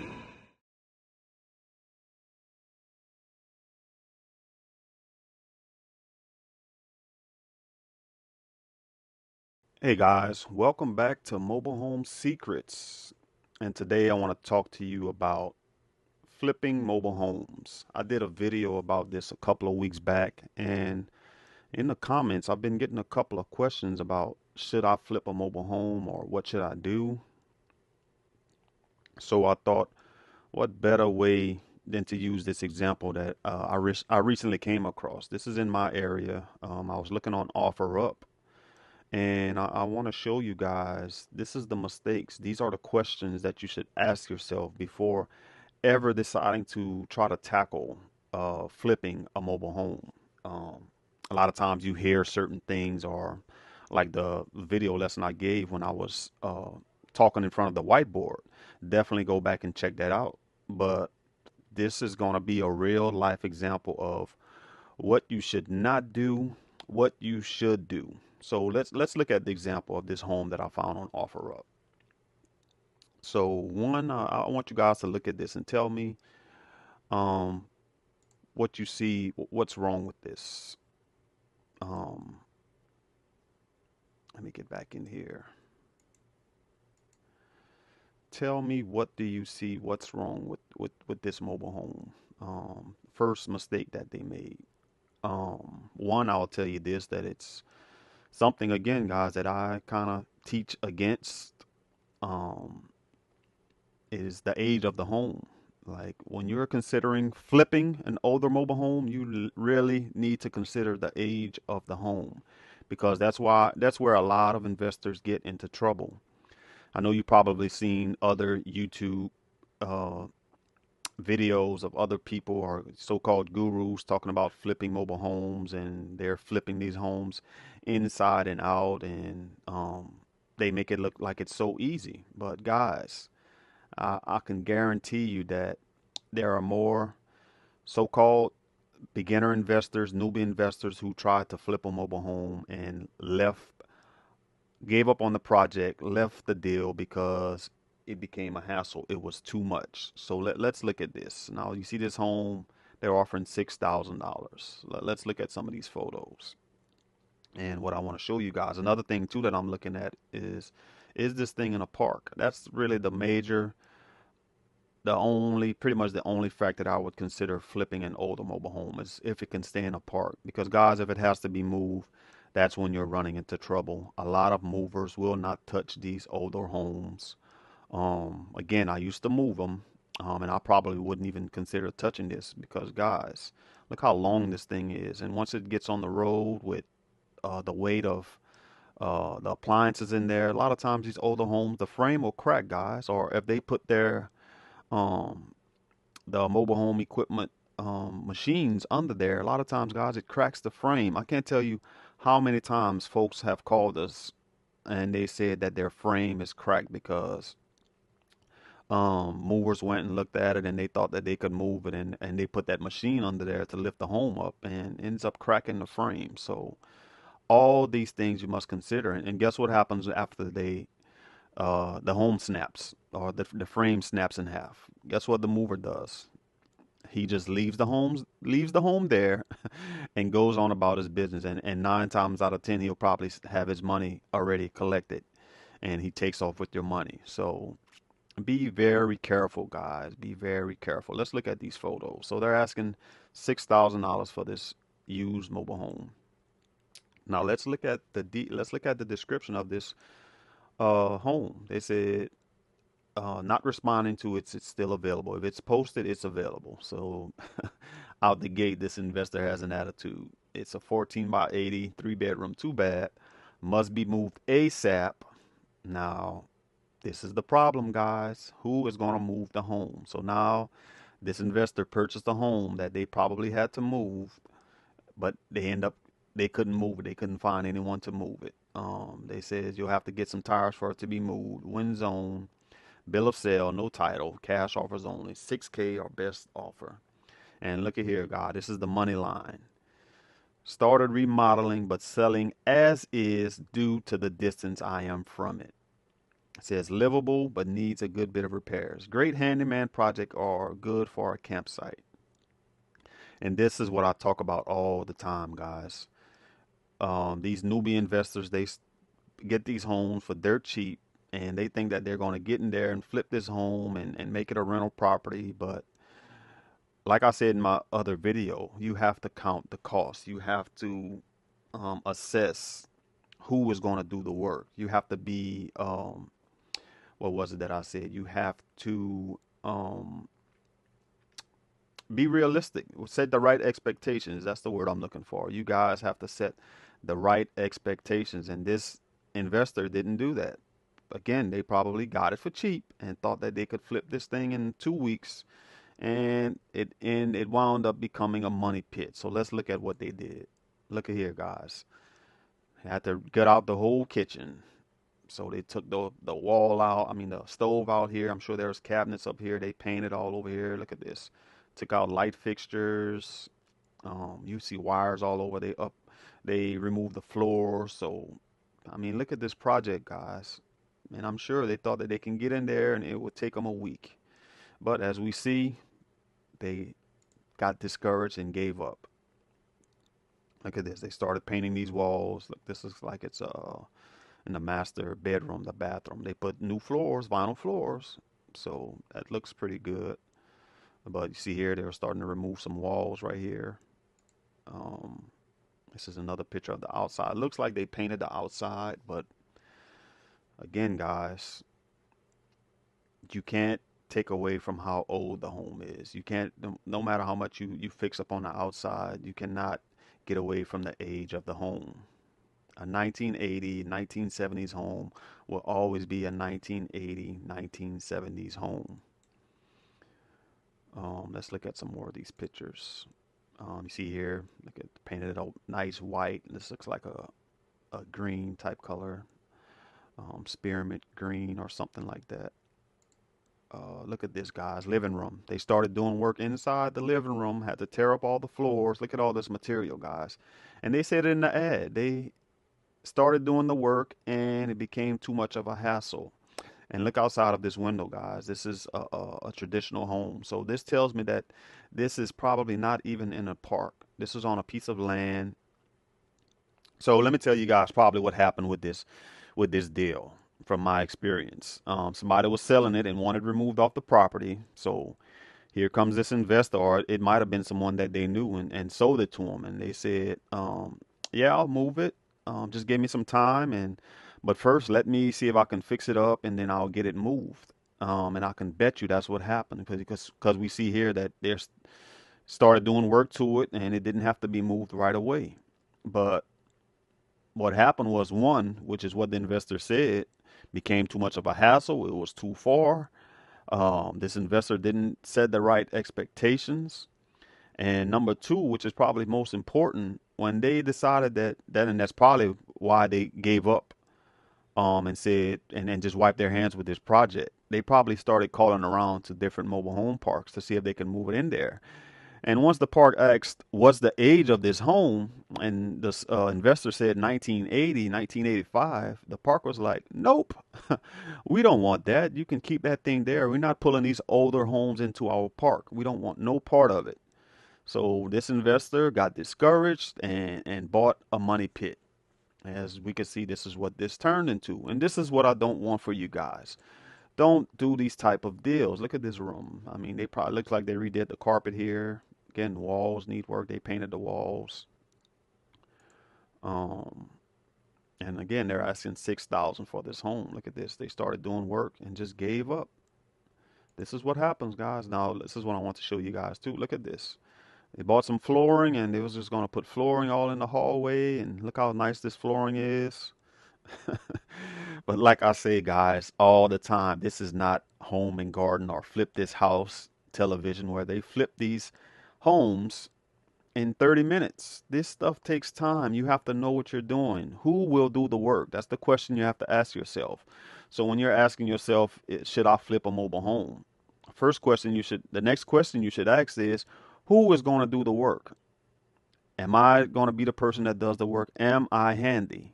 Can I hire a handyman that can do this type of work? How much is it going to cost me? Go back and watch that video, guys. Can you make money flipping mobile homes? And it answers all these questions of things you should do, things you shouldn't do. And this is a classic example of the thing that you shouldn't do when flipping an older mobile home. Let's look at these other pictures. Look at this in the wall. It needed some roof work. This is look like it's in the ceiling. There's a leak in the ceiling. Again, these things all cost, guys. All of these things cost. So let me share with you guys this, what you should do. So let's look at this. They're asking 6,000 for this home. So guys, what we teach you guys in our program, in our mobile home secrets, you really kind of have to stay away from these type of homes, because I could imagine they probably purchased this home for 2,000 bucks, $1,000. Um, and you see they bought all type of paint, all types of flooring, to try to get this thing in a livable condition. But guys, how we teach you is to save you a couple of $1,000. It may cost you 2,500, 3 grand. You can get a 90s model home, 2000 model year home for the same amount of what you would pour into this home. So this was a fatal mistake that this investor made, and we teach you guys not to do that. We teach you guys how to find these homes, find the newer homes, get them at a reasonable price, and make your money. And this is the homes we teach you guys to buy. This is the homes that parks will want you to bring these homes inside of their park, not these older homes that one, a mover won't even touch them, but that can't be moved. They're grandfathered in wherever they're located. So these type of home guys, they either have to be demolished or you'll have to find that needle in the haystack, that person who can take this home and put it on their own property that's out in the country or out in the outskirts. But guys, don't make this mistake that this investor made.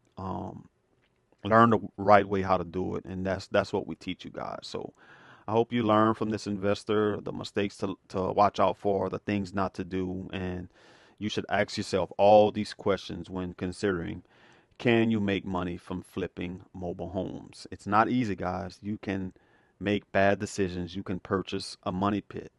Even if you get this thing for free, it can still become a money pit. So hope this helps you guys. Drop your thoughts in the comments. I'd love to hear from you. Thanks, and see you guys on the next one. Hey guys, thought I'll just hop on here right quick and talk to you about mobile home investing and the lessons that I've learned that you can learn from gardening. Now, what does mobile home investing have to do with gardening? Well, guys, if you're into reading the Bible talks about this principle of the seed, you reap what you sow. It talks about seed and fruit, bearing good fruit. Just different examples like that. And that applies also, if that applies in the spiritual, not to get too spiritual on you guys, but if it applies in the spiritual, the same principles apply in business and in everything that you do in life. So the reason why I'm talking about this concept is because my wife, she loves okra.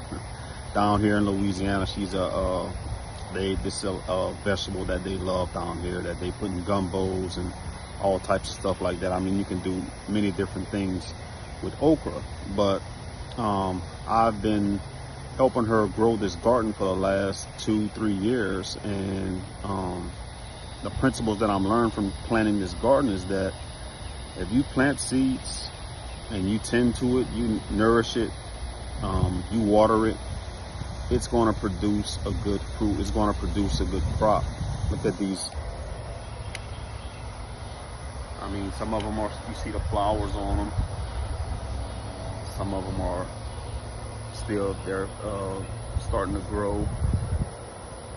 Some I picked this morning. Some of them not fully mature yet, but they're getting there. But look how tall they're growing. Look how tall these things are growing. But guys, what you can learn from this is that, especially in mobile home investing, what I want you guys to take away from this is every day you should be planting seeds. And what I mean by planting seeds, is marketing. Every day you should be putting out your Craigslist ads or renewing your Craigslist ads, putting posts on Facebook. You're riding around or you're going to work. When I used to go to work, at least once a week on my trip to work, I'd have bandit signs in my vehicle. And in the morning, I would just put a sign out. If I'm sitting at the light or something like that, I'll just hop out my truck, put a sign on the side of the road. And how I get to my job is I had to get off the interstate, and I'll talk to you guys about the bandit sign secrets about putting signs on the side of the interstate. So that's important, guys. But just little things like that, just planting these seeds each and every day, and I promise you, you will reap a reward. It has to happen, guys. It has to happen. So each and every day, just plant these seeds, because you never know when it's going to mature, when it's going to produce that good fruit. You just have to plant the seed. That's it, guys. And that's whether if you're calling parks, when you're driving for dollars, handing out your cards, talking to park managers, leaving your numbers with them. You're just planting that seed of letting people know what you do. And you'll never know when you get a call. That's why, like for us, we're not too concerned about deals as far as getting certain deals, because we've planted so much seeds. We have so many marketing pieces out there that we know is just a matter of time before someone calls. And again, that's something that we teach in the book. Check out the link. But guys, I thought that it was important. If you plant seeds, you will reap a harvest. And that's if it's true in the physical world and in the agricultural world, it's true in the business world. It's true. Think about it when you're exercising. You're working out every day. You're going to get results. You see results. If you change your diet, eating a certain thing, you're going to see results. And it's the same thing with mobile home investing. Plant those seeds, take action, massive action, and you're going to get those results. So I thought this was important, guys, and I just want to encourage you to keep planting those seeds each and every day. And I'll talk to you guys on the next one. Hey guys, welcome back to the channel, Mobile Home Investing Secrets. And today I want to share with you guys the secret to investing with mobile homes without any money, guys. And I know now it's 2023, tough economy, guys. Very few people have cash on hand, and a lot of people are looking for extra ways to make money, especially in real estate. So I'm gonna share with you guys the rundown of what we do, how to acquire homes when we don't want to deal with them, or we just want to build up our cash, and how to invest in mobile homes without any money. Guys, the only way really to do that is through wholesaling. If you're watching this channel, I'm sure you're interested in real estate. You know about real estate, and you know all about wholesaling. So wholesaling, you can do this, the same thing with mobile home, guys. And that's how you can invest in mobile homes without any money. You're gonna have to wholesale them. And thinking about it, guys, in real estate, I don't care what you're doing, any business, either you have time or you have money.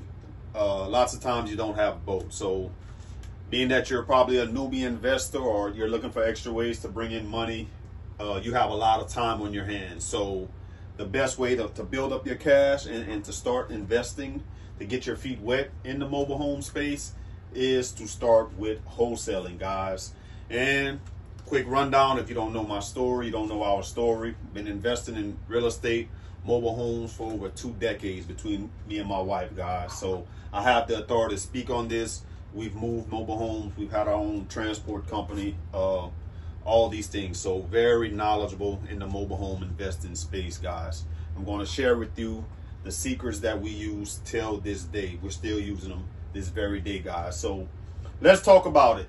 Investing in mobile homes without any money. You're going to have to wholesale, guys.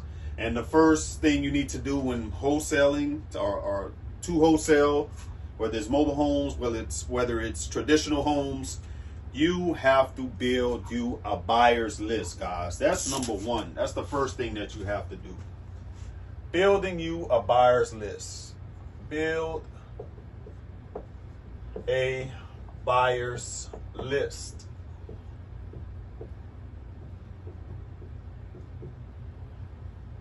That's number one. There's kind of 2 ways to do it. You can do this grunt work, manual work, or you can automate it. And there's a process to automate this stuff. And I'll run that down to you guys in the Mobile Home Secrets book. And it's too much to explain in this video, but I'm gonna kind of give you a rundown of what we do just to automate this whole process. And building that buyer's list, guys, you have to find investors. So you're asking me, Glenn, where will I find these investors? Well, guys, it's pretty simple. I'll show you guys where to find these investors. One investor that you're looking for, they're park owners. Park owners. These guys are looking for mobile homes to fill in. You might have an owner who just purchased a park and they're looking to fill spaces in their park. Older parks where people are moving these homes out of there and they're looking to backfill these spaces. So park owners are always looking for homes. So that's the first place I would look if I was looking to build my buyers list. And you can find these owners by driving for dollars, going through these parks, putting out your signs, telling people what you have, what you do, that you buy mobile homes and stuff like that. So Another way to find park owners or people that deal in mobile homes is, next person you want to look for is landlords. Landlords are another great person, another potential person that you would want to have on your list. These would be your most reputable buyers, because one, they more than likely have the money to purchase these homes. They won't give you any trouble. They know, they just don't have the time. Like I said, when you're investing, either you have time or you have money. And these people, they have 9 times out of 10, they have money, and you have the time to find the deals for them. So they make great candidates to be put on your list, guys. And thirdly, just your regular consumers, your end users, people who are looking to own piece of affordable housing. These are the people that you're looking for, guys. Regular end users. And sometimes we deal with these people, sometimes we don't, but a lot of our deals, our wholesale deals, we deal with investors, landlords, park owners, people who are looking to fill up their parks. We flip these homes to these guys quick. Guys, ladies, whoever own these parks, we flip it to them quickly. So that's the first thing you should do, building a buyer's list. And like I said, you can automate it. We tell you how to automate it, where you'll send them a link where they answer questions, pre-made questions. I share that all with you inside the book, inside the ebook. The questions you should send them. That way you don't have to spend all types of time on the phone asking them these questions and stuff like that. It's all automated, and they can answer your questions, what they're looking for, the age, size, will they move it, do they prefer it to stay, just all important questions that you need to know about these investors. And like I said, you can automate this step. But I just want to share with you guys how important it is, especially as newbie investors. You want to have a reputable name as a reputable wholesaler. You don't want to deal with these investors and send them bad deals. Guys, I don't know how many times newbie investors have reached out to me wanting to put me on their list, and they start sending me these bad homes. And I try to give them advice, and they get frustrated and they get mad. But a lot of times, guys, these wholesalers, what you would call them, they send you deals that, I mean, these homes, they literally need to be destroyed. One thing that we teach you guys is you always want to acquire these homes that are livable, that's marketable, guys, because why would you send something to someone that, like I said, that needs to be torn down? Why would you show that to a person? I mean, you're literally wasting their time. People want desirable properties. I mean, a measure that I like to use to say if a home is something that I would require or not is, would I live in it? Would I let a family live in it? And if I can get a home like that at a great deal, then I know I have something. But these homes that are tore up, that need to be torn down, needs all type of remodeling work. Now, you may luck up and find someone that will do work to these homes. They rarely exist today, guys, especially with mobile homes. Now, in real estate, you can find someone who will rehab a whole property, because they don't have to move a traditional home. It's attached to the land. But these mobile homes, it's more than likely that they're going to have to be moved. And all this work, the moving cost, the repair cost, a lot of people they don't want to cough up all that money. So they want it to be in livable condition, guys. That's what you need to be. That's what you need to remember. Sending homes to these guys that are nice homes in livable conditions.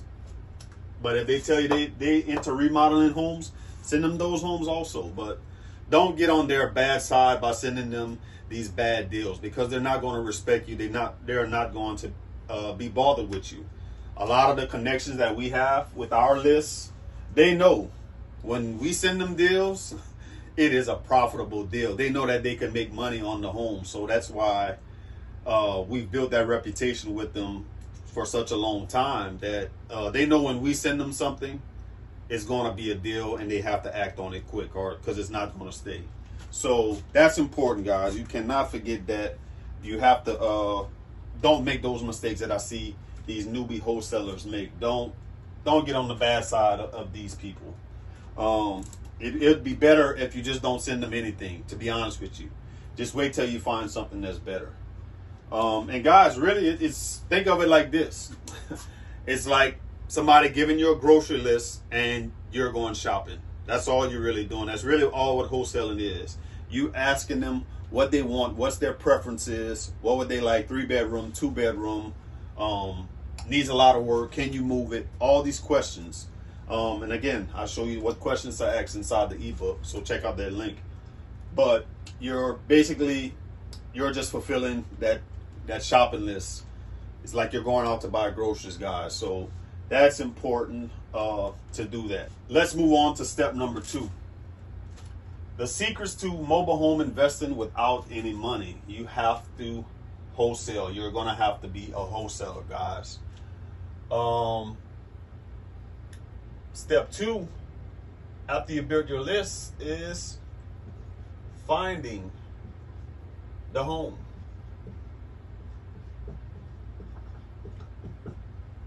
Finding the home, guys. And I shared in multiple videos, you'll see the links in the description, on how to market, how to advertise for these homes that these investors are looking for, or that you're looking for. Bandit signs, you going on Facebook, Craigslist, all these things, guys.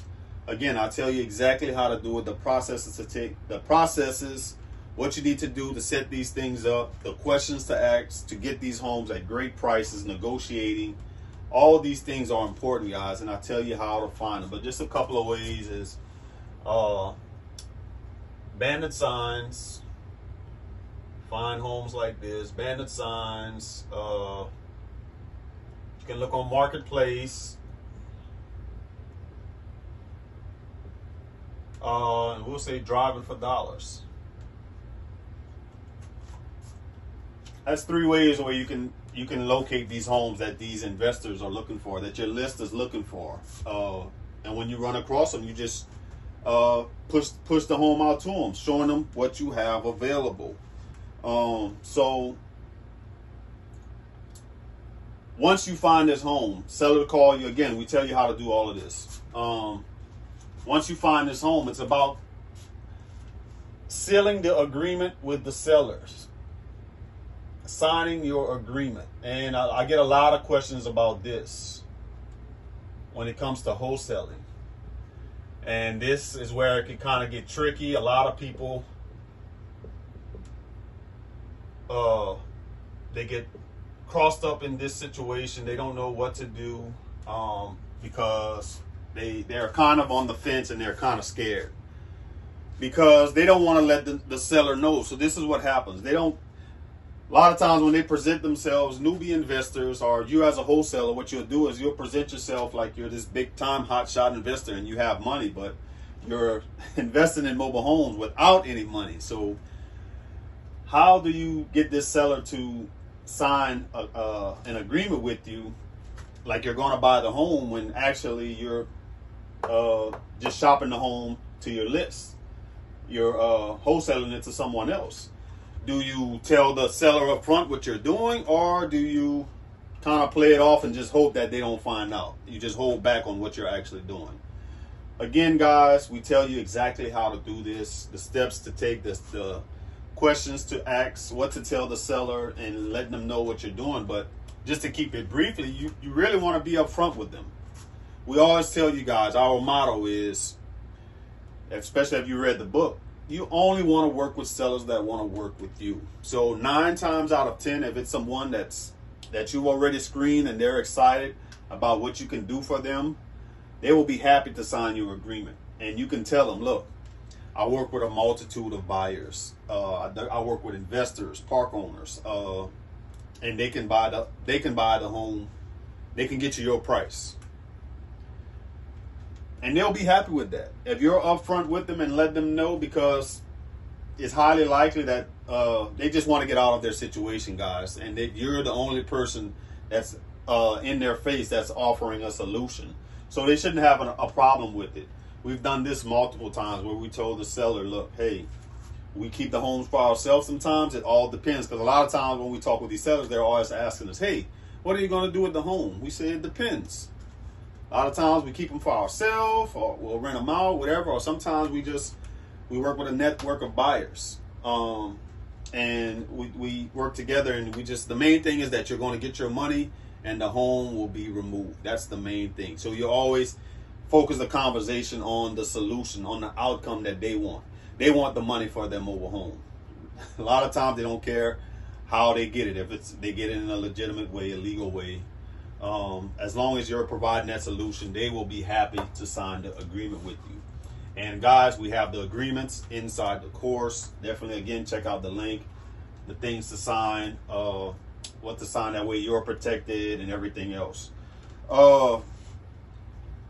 So they signed the agreement. What should you do next? Fourth thing you should do when investing with mobile homes without any money, wholesaling, you have to market the home. You have to market the home. And again, this could be automated. You just we tell you how to market the home, again, what you should do, the steps you should take, taking pics and everything else. We have a bulletproof system of marketing mobile homes. And when I say bulletproof, that means you're not dealing with tire kickers. You're not dealing with people they're just pulling your leg. They just want to see the home. They're not serious. We have a bulletproof system that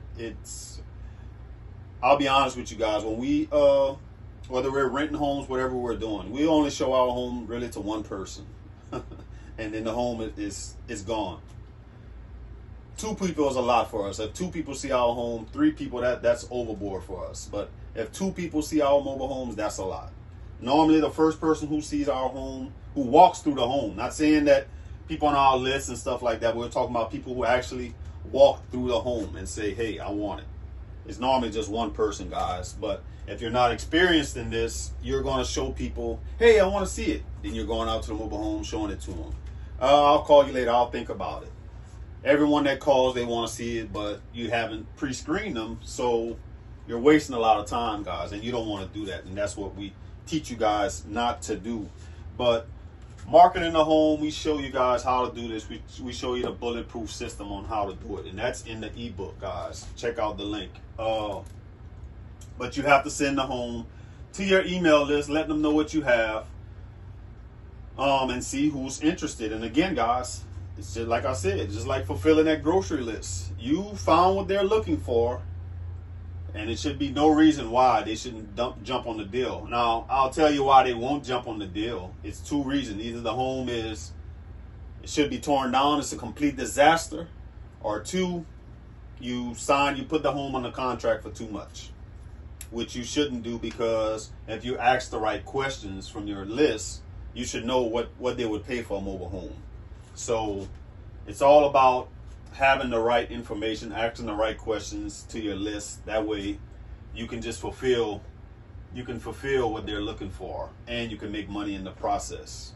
And the thing with these investors is they know that you're making money. They don't have a problem with it. Like I said, we deal with our list all the time. They know that we're going to make money off of the deal. They know that our price, our fee is inside the deal, and they don't have any problem with paying our fee. So the 4th step, you have to market the home. Number 5, when it comes to investing in mobile homes without any money, wholesaling, is basically sealing the deal, guys. And that's another part that can get tricky. Seal the deal. And again, this is where newbie investors too kind of get cold feet, and they get nervous and scared because they don't know, hey, should I let the seller and buyer meet? Should I let the investor meet with the buyer? with the seller who I'm buying this home from, or who I'm wholesaling this deal with? Or should will the investor go around me, go behind my back and just purchase the home and squeeze me out of the deal? These things a lot of times investors are worried about, because a lot of times when I'm looking to work with investors to find me home, not investors, but wholesalers to find me homes, they always ask me, how will I know that you will pay me? And I tell them, I'm like, you found a deal for me. I want to have a great relationship with you. If you bring me great deals, why would I go around you for one deal? So that's what you got to think about as a wholesaler. 9 times out of 10, these investors, they don't have time to find these homes. And if you're bringing them great deals, they're not going to go around you guys. So that's something that you shouldn't worry about.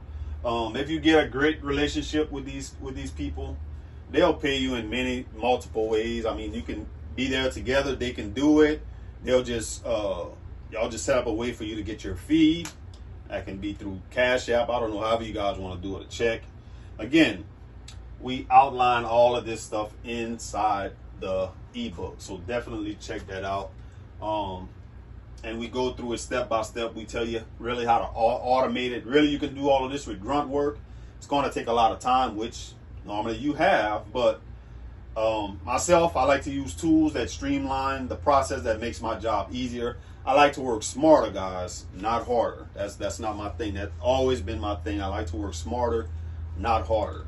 So that's the thing with investing in mobile homes without any money. And when I say seal the deal, really how you can tell if someone is serious, somebody on your buyers list, make them put down a deposit.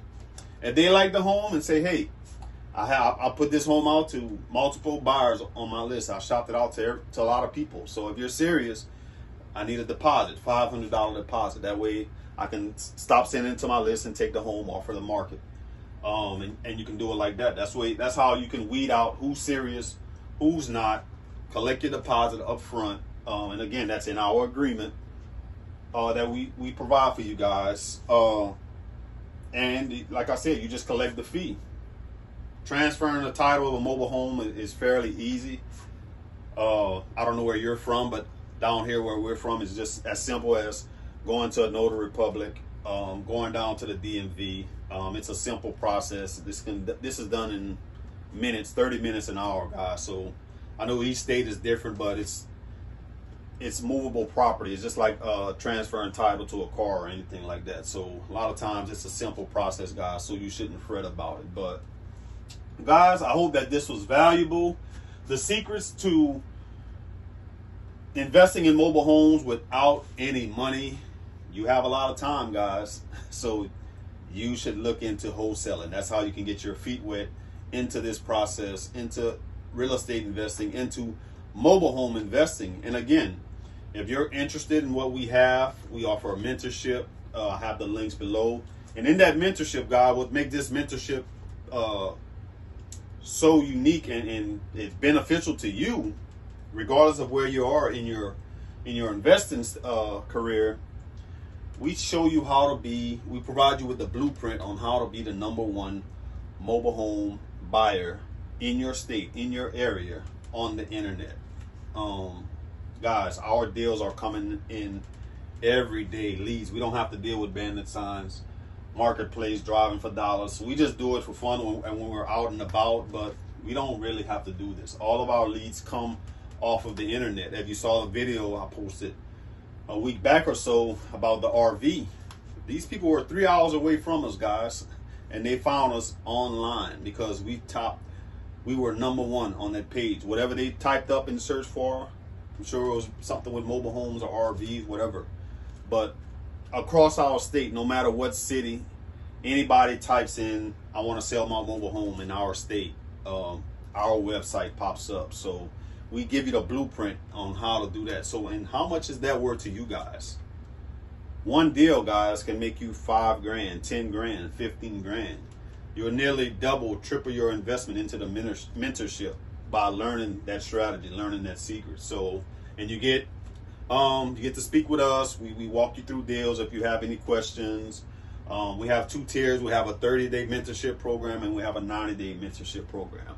The 90-day mentorship program, we provide you with the blueprint on being #1 in your state on the internet, the #1 buyer. So it's very valuable, guys. Again, check that out. We also have a video course where we walk through all these processes. We show you how to inspect the homes, how to negotiate homes, how to negotiate these deals so you can get okay deals and turn them into great deals, guys. So definitely check that out if you're interested. And if you got any questions, just email us.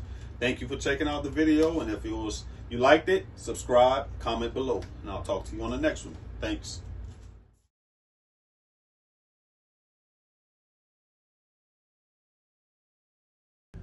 So hey guys, we just acquired this home. I'm here with Miss Kerry. Hey.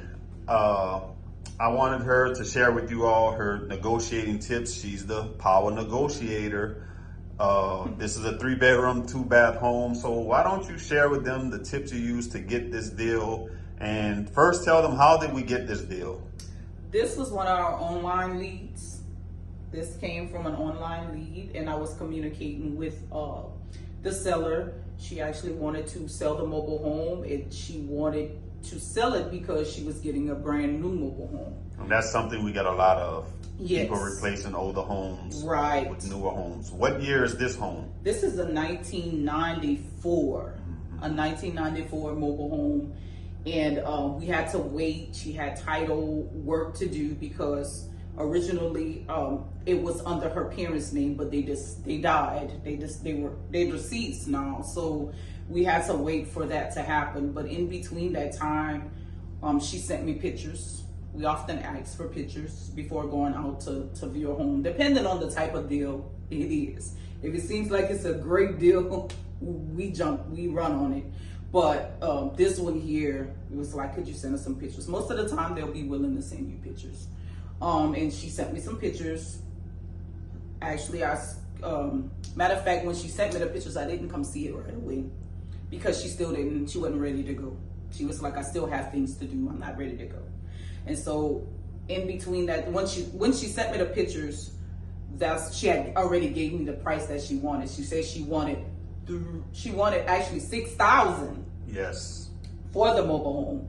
And when I seen the pictures, I waited a minute. I waited, and then like for a few hours, and then I messaged her and I was like, I'm sorry, for that type of mobile home, we can't pay that amount. And I just, I gave her the price. I told her the least we can do is $3,000 for the mobile home. So we giving you some tips. $3,000 for the mobile home, and she was like, she's like, I need the money and this and this and that. And I just told her, I said yes. I said, but at the same time, we have moving costs. I started sharing those things with her. You have to remind them, because sometimes they are not aware of it, or they're not really thinking about it. They're just thinking about what they want as the seller, but they're not thinking about the cost that it's going to cost you. And she was stuck on the 5,000, right? She wanted to go down. 6,000. She didn't want to go down from that. Right. Okay. She wanted 6. And then I started mentioning it to her. I said, okay, so I said, I understand. I said, but we have moving costs. And I started sharing the moving costs with her, talking about that. And then I also started telling her, like, we're going to have to update the home. We talked about the repairing and stuff like that. And it's like, that's going to cost, the material is high today, which is true. I was telling her the truth. And so I told her, I said, as investors, I said, we have to make a profit too. So we try to meet the sellers in the middle. And if it's something where we can't make a profit, then we cannot, do it. And so when I told her that, then she really started thinking like, okay, I really want to sell this home, and I get it now because it is cost. Because she was like, well, okay, I can see what you mean, about the cost. And so anyway, we did that. It's a long story, so I'm gonna just shorten it up. We waited for the paperwork and everything. I stayed in contact with her. If I didn't hear from her after a week, I text her, how's everything going? Just staying connected with her. Because sometimes sellers, they change their minds. Mm-hmm. That's just how it goes in this space. Sellers gonna change their minds sometimes. And sometimes they might keep searching, keep looking and find somebody else to go with, or they just completely change their mind and decide not to sell. And so eventually she texted me, told me she was ready to go. I came and looked at the mobile home. Actually, she was ready to go to the place to do the notary work and everything. And I told her, first, we have to come and do a walkthrough before. That's important. Yes, the walkthrough is very important. I said, we have to do a walkthrough when everything is out. Because I told her that at the beginning too. Making sure everything is out the mobile home. Because we came and looked to inspect it when everything was inside the home. Exactly. Everything was still inside. So I seen some imperfections, but I didn't see everything. Now, the only way we might not do that, if they're selling it with everything in it and it seems like a steal. It's just like everything looks good. It seems like a steal. We don't even care about it, then we won't do it. But in this situation, I was like, we have to come and And so we came and look inside the mobile home, and that's when I noticed that they had some things that was covered up. And I know that this was one of it. Right. Because they had a sofa right here Right. on first. And I noticed that now they had something that they used to cover it up. So what I did was I just moved it and started looking, and then I realized, okay, hold on, this is what they were covering up. They had some sheetrock work that needed to be done at the bottom. And so I pointed that out. And here, this was the sofa that was there too, but I already seen this one. I just didn't see all that was behind here. As you can see, they had, you know, some stuff at the bottom that needed to be done that she didn't point out. And then in the bedroom too, they also had some more imperfections that was not pointed out because the bed was covering it. So I also noticed that. And because of that, I was able to negotiate the price down. So when you see something different that they didn't point out to you when you walk through, then that is an opportunity to negotiate the price down. And that's what I did. So actually, I was able to get the mobile home for $2,700. So I was able to get it to go down some more, because those imperfections wouldn't pointed out. And she was ready to go. You know, we were about to go to the notary, so it was like, okay, I mean, I might as well, because it is true. And I just reminded her it costs to make these repairs. So, and this is what we want the viewers to know too, those that want to be potential mobile home investors. We really want to go down to 2,500. Right. But you kind of met her in the middle. Right. We say this all the time: pigs get fed and hogs get slaughtered. Yes, because we're not going to walk away from a deal for $200. Exactly, because I really tried to get her to go down to 2,500, but she was like, "What about 28?" And so then I told her, I said 27. I can do 27, and she was like 27.50, because sometimes they feel like they want to be the one to give the price because they're the seller. But I just stuck to my guns, and I was like, I'm sorry, I can't do. To be honest with you, for a mobile home like this, I would do 2,500, and if not, I would be done with it. So I'm really trying to help you because we already started the deal, which is true. I was not lying. And I said, you know, 2,700 I can do. Let's meet each other in the middle. And she was like, okay, that's fair. And that was it. Good stuff. Good stuff. That's all stuff that we teach inside of our materials. How we consistently get these deals. Right. Negotiating. You got a whole section, an hour of power negotiating tips in our material. So they'll get more of these nuggets of what you share. So just thank you for sharing those tips, and we hope the viewers enjoyed this and they learned something. And let me just share too, a lot of the things that we've seen that were the imperfections is minor. It's not nothing big, it's not major, you know. It will cost, but I'm saying it's something that's doable. It's not no major mess ups, you know. That's all, what would you call, ammunition that they could use to negotiate. That's all points that they could use to negotiate the price down when they see these minor imperfections. But don't let it be so much of a sticking point that is gonna turn you away from the deal, where you won't get the deal. Exactly. You can't beat up their trailer also. Right. Because if you look at, I mean, the entire trailer, they have some very good, nice features of the you know, in the trailer. It's just a lot of things is imperfection and just some cleaning that needs to be done. Right. But overall, you know, it's a decent mobile home. Okay. All right. Well, thanks again for all the tips, and we hope you guys enjoyed. Drop in the comments what you thought about this in the comments section, and we will talk to you guys on the next video. All right. All right, guys.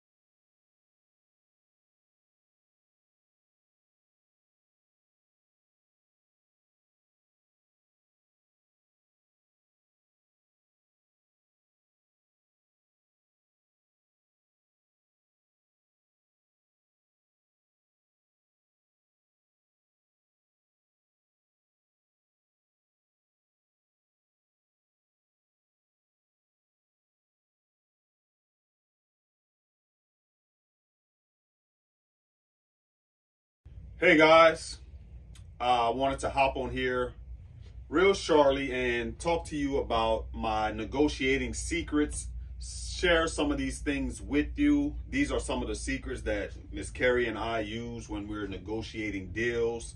If you saw a few of my past videos where I talked about a deal that I was working on, and I said I was going to shoot this video describing how I negotiated with the seller, how I acquired the home. So I just want to shoot this real quick and give you some tips, things that I want you to look for when you're negotiating with these sellers.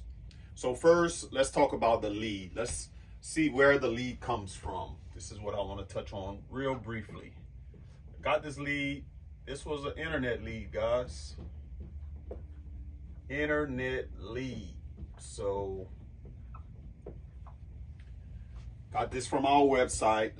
You can get leads, bandit signs, Craigslist, all these different things. I'll teach you how to do these things. But this one came in from the website. Filled out a form, reached out to us. The great thing about the internet leads is that they're motivated, because motivated seller, if someone is really motivated, they're going to take the time to fill out a form and do what they have to do to get you to reach back out to them. So that's why I love the internet leads, and not myself or us as buyers reaching out to them, because they're not as motivated when you're reaching out to them. So that's something to consider. So they filled out a form, gave us all the details about the home. I think it was a 1999 or 96.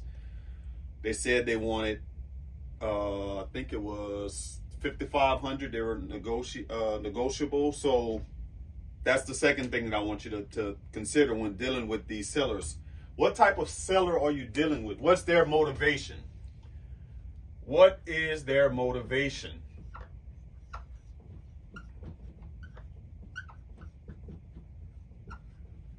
Now, I dive deeper into this in the book, but I'll just give a brief description. It's three things I look. There's three types of sellers that you're dealing with. You're dealing with either cold seller, warm seller, or a hot seller. So guys, a cold seller, this is someone, they're just shopping around. They just want to see what you'll offer for their home. They're not really in a rush to sell the home. If you offer them what they want, hey, they're happy. There's no loss. There's no sweat off their back. A lot of these people, these are the people that they want full retail price for their home. So a lot of these people, I just refer them to a real estate agent. These people want $60,000, $70,000, $80,000 for their homes. I mean, as investors, we can't help these people, because guys, it's mobile homes. At the end of the day, they're just like vehicles. Their value goes down. I don't care if you paid $120,000 for it, without any land attached to it. This is just like a vehicle. It loses value. So I really can't do anything for you if you paid over $100,000, $80,000 for a mobile home. So the cold sellers, you're not going to get many deals from them. A warm seller, now this is someone who's thinking about selling. They may have hired their home out for a while, or they're just putting it on the market, and they're somewhat flexible and they're negotiable, but they're in the upper echelons of the price range. A lot of times they'll be outside of the price range that you're looking for. Sometimes these sellers, you can wholesale the deals if you know someone who wants to pay in that upper price range for a mobile home. So you may luck up and get some deals from a warm seller. That's their motivation. Hot sellers, this is where I like to get a lot of my deals from. And at this stage in our investing career, we like to deal with these people, hot sellers, because we at a stage where we can pick and choose who we want to deal with. If you're a new investor, you may have to kind of interact with the cold and warm sellers to get your feet wet and to just get the process of negotiating, seeing what the market is, what's going on in the market. So you may have to deal with the cold and warm seller. But hot sellers, these people, they know what they want. They want the home going quickly. They're frustrated with the home. They just want it gone. It's a hassle to them. It has become a hassle, and they are looking for you to solve their problem.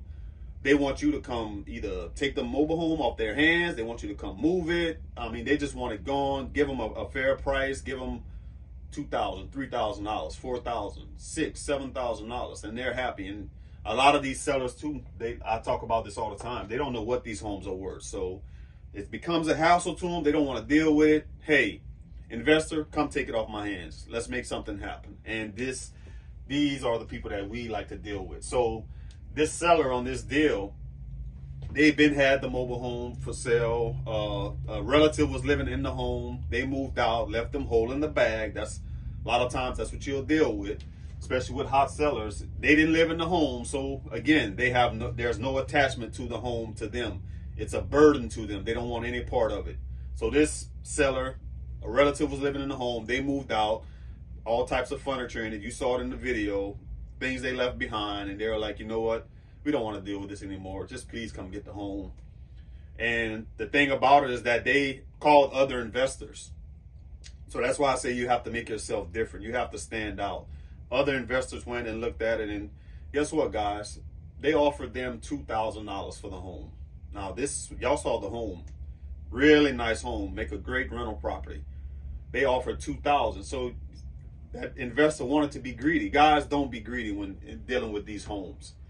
I used to hear this from one of my mentors. He said, pigs get fed and hogs get slaughtered. Don't be a hog. As an investor, you can't be a hog. You have to pick and choose your battles. Even if I got the home for $5,000, that's what the price that they originally wanted, $5,000, $5,500. Even if I got it for that price, I knew that I could still, at minimum, double my money. If worse comes to worse, I had to flip it. But I got the home for $3,000, guys. $1,000 more than what the other investor offered them. So don't you think that investor, if he played it smart, if he thought about it, would you walk away from a great deal for $1,000? I want you guys to think about that.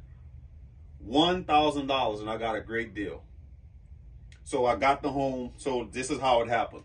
Reached out to them. They reached out to us. I asked if they had the title. They was like, no, we have to get it in our name. We transferred it to our family member and they just abandoned it. So we still have it. So we're going to go through the state and get us a new title. So, and guys, I hopped on the phone one time with this seller. Everything else was through pretty much text messages. And on first it was email because we were emailing back and forth. Then I gave them a call to find out all the details. And when they told me they didn't have the title, I said, great, you guys are going through a process of getting the title. Just keep me updated. And each week, so this title process took about a month for them to get it. That's why it took me a while to acquire the home. But each week, every 2 weeks, I'll reach out to them. Hey, did you guys have an update on the title? No, we're still working on it. And in between that time, also, I had an opportunity to go out and look at the home. So it was showing the seller that I was serious. I actually went and looked at it and said, hey, I'm interested in the home. Let me know when you guys get the title. And we hadn't negotiated on a price yet. For what I understand is that they wanted the $5,000. So fast forward, they got the title. They reached out. I'm like, okay, great. I said, can you guys tell me what you want for it? Because before he had told me that another investor, when in our first negotiations, I asked him if they had an idea of what they wanted for it. He was like, I really don't know. I know it was $5,000. And another negotiating tip, guys, let the sellers talk. Let the sellers talk. That way you get all types of information that you would never know, guys. So I let him talk. And he said that this is when he revealed that someone else offered him $2,000. He's like, I'm not taking $2,000 for it. So bam, I knew that if I come anywhere in between $2,000 and $5,000, I got the deal. So we hadn't discussed the price, finally got the title. And when he got it, I gave him a call. I said, okay, you guys got the title? Great. We talked about the weather, just talking about family issues, relating. That's something that you want to do. You want to be relatable. Talk about things that you have in common, things that are going on in your area. We talked about the weather. Then I said, hey, did you guys discuss a price that you want for the home? He's like, well, he kind of got stern this time. He was like, well, we want the $5,000. So I'm like, okay, well, you told me you was negotiable, but I didn't say that. I said, well, you know what? You guys want $5,000, fine. Now you have the title. Now you feel like you're in a better position than when you didn't have the title. So I said, okay, fine. Mr. Seller, I'll talk with my partner about it, then I'll get back to you soon. And what you want to do, guys, is you don't want to show that you're desperate. That's why I waited like 24, 48 hours before I reached back out to them. Sometimes you have to move fast. Sometimes you have to let them sweat a little bit. And I knew where the home was located. Guys, they were in the middle of the woods. That's something that you have to consider also. Where they're located. Is there a lot of competition? They were in the middle of the woods, guys. I knew that no one was really interested in the home. So I could wait this thing out a little bit. And remember, a month had elapsed before he reached back out to me, and nobody went out and looked at it. So I knew that they were not talking to anyone else. So I reached back out to him like the next day, or I think it was 2 days later. I said, hey, Mr. Seller, you know what? I talked with my partner about it. Would you guys take $3,000 for it? And I was willing to pay $3,500. And that's another negotiating tip. Always come lower than what you will pay for it. If you have $4,000, hey, offer the seller $3,000. Let's negotiate. They may come back with $3,500. Guess what? You saved an extra $500. That's in your pocket. So I came at the seller. I knew the most I would pay was $3,500. I said, hey, would you take $3,000? He said, yep. And I was even shocked. I'm like, wow, he took the $3,000. He's like, me and my wife, we were frustrated with the home. We just want it gone. I'm like, great. Let me start working on the process. So that's how I got it, guys. That was his motivation. And that's what I was talking about. One of the negotiating secrets, one of the negotiating tips that you need to talk about, I didn't write this down, that you need to consider is follow up. I followed up with the seller multiple times. As you heard, I said each week I reached out to him every 2 weeks. This was building the camaraderie, or what would you say? Rapport. Yes, this is, you're building rapport with the seller, showing that, hey, I'm an honest guy. I can relate to you. I stick to my word. These are all things that it means a lot to a seller, because they've been dealing with shady people who say, you know what, I'll come look at it. They don't come look at it. Every time I gave them a date or a time of when I would do something, I did it. So that's an important thing to do. Every time I say I'll reach out to them, I did. And then I followed up with the offer. Always come with a lower offer than what you want to pay for, guys. What's the worst that can happen? The worst that can happen, guys, is that they'll tell you no. And you can always come back and say, hey, I thought about it. I went back and talked to my partner again. Would you guys take $3,500? So it's a give and take process, guys. Very, very important. So that's how that deal came about. And we finally got the deal for $500 less than what we would have paid for it. But consider your leads, whether they're coming off of the internet, the bandit signs, all these different things. And again, I tell you how to set up these things, how to do these things inside the book, Mobile Home Investing Secrets. Check that out if you haven't yet. What's their motivation? Is it a cold seller? Is it a warm seller? Is it a hot seller? These are things you must determine when you're talking to these sellers. And a lot of times you can tell their motivation by what they put in the form, or when they call you and leaving instructions. So that's why one of my tips, also one of my secrets from doing this for over nearly 2 decades, is that I know that a seller, I said this in the beginning, if a seller follows your instructions and follows through on your instructions, they are motivated. A lot of times you'll get people who call, and if you'll say, okay, tell me the price, you'll have a voicemail that says, tell me the price, address of your home, and things like that. Guess what? They'll hang up because they're impatient. They don't want to deal with it. Sometimes a lot of people feel like they just want to talk to someone.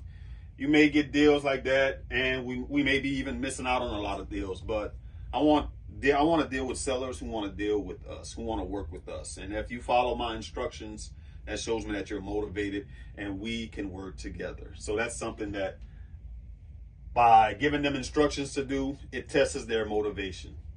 And thirdly, always follow up with your sellers, guys, especially if you have someone that's motivated. Continue with the follow-up, because you're building rapport. You're showing that you're a serious investor. You're saying that you will do what you say you will do.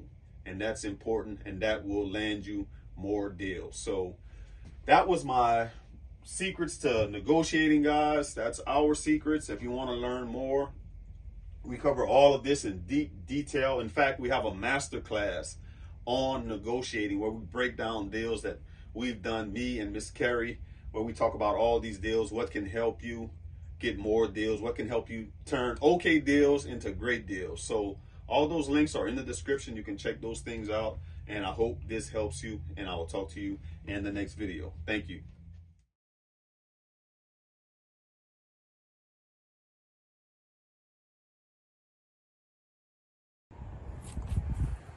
All right, guys, I want to shoot a quick inspection video for this mobile home that I'm looking at. I'm doing an exterior walk around, show you guys what I'm looking for. See right here, this 10 needs to be replaced. Look like they did some work on it, so that's an issue. Right here also, see there's a hole. I'm looking at the tongue. It looks pretty solid. See, they tore down the porch. I want to show too, I don't know if you can see the roof, but you see the rust spots, rust stains. So they may have an issue on the inside. So this is something when I get inside the home, I want to definitely check out. So I come here, looking at the roof, I'm looking at the axles of the home. Still have axles. Frames looks pretty solid. See this water spot down here, rust spot. It's definitely something to make note of. Looking for any cracked glass, cracked windows.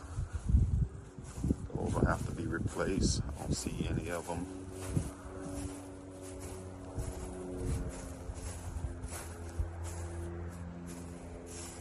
Definitely want to check out these cross members, stuff like that, because if you saw the video I shot about a month or two back, all of these were bent and the frame was damaged, so it couldn't be hauled. So that's definitely something that you want to look at.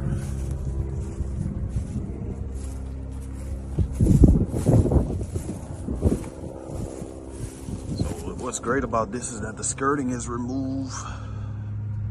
So we can look at the frame, and with the frame you're just looking to see if anything is bent or anything is cracked, because that will definitely impact the move. Right here you see this is the water heater closet. Let's see if I can look on the inside.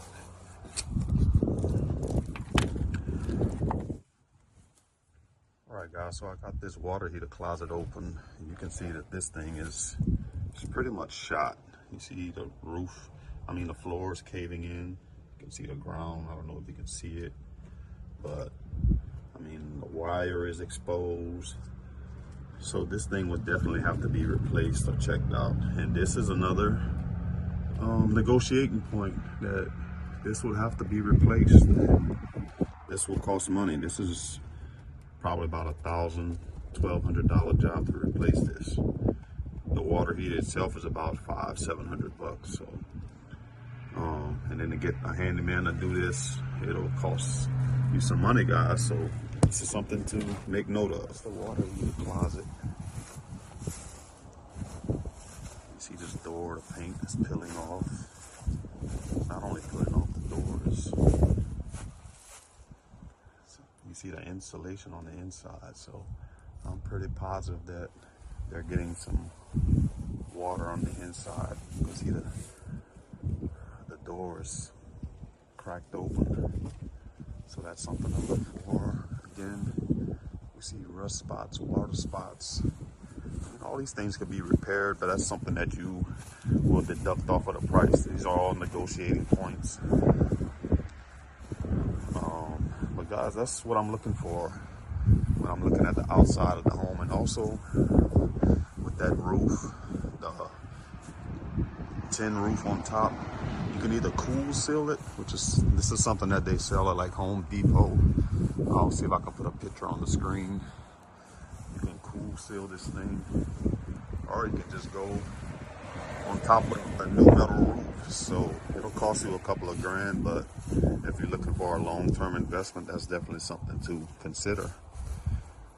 So yeah, guys, that's the exterior walk around, things that I'm looking for. See, I don't want AC unit. I mean, it looks like it doesn't work. It's pretty old, so that's not something that's a plus for this home. But all right, guys, I just want to shoot this quick video and tell you what to look for when inspecting these homes. All right, thanks.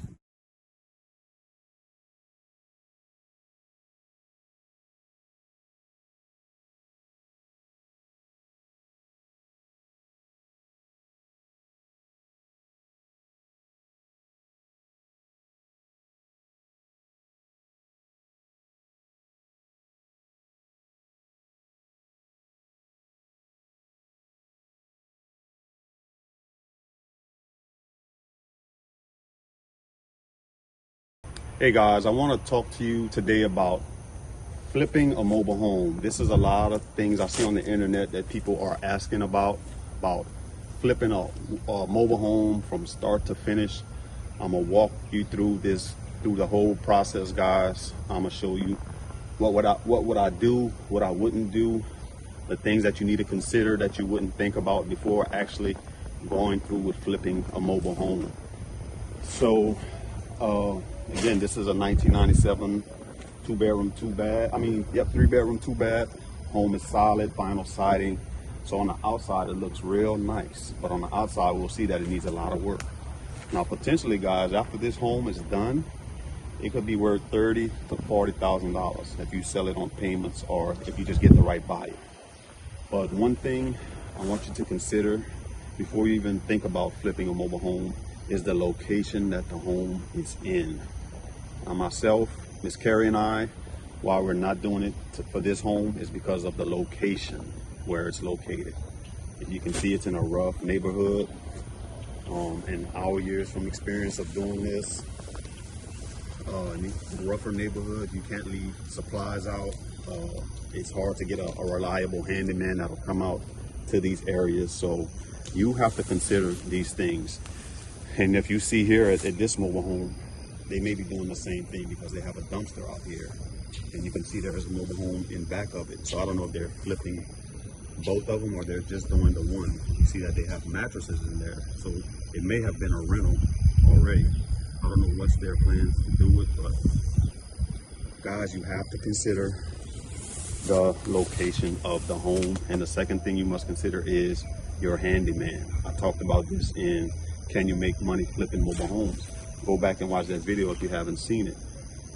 But the location, who will do the work? Will a handyman, will you find a reliable handyman to do all of this work? So let's go on the inside and I'll walk you through what's the process from start to finish to flipping a mobile home, okay? I want to share with you another secret also.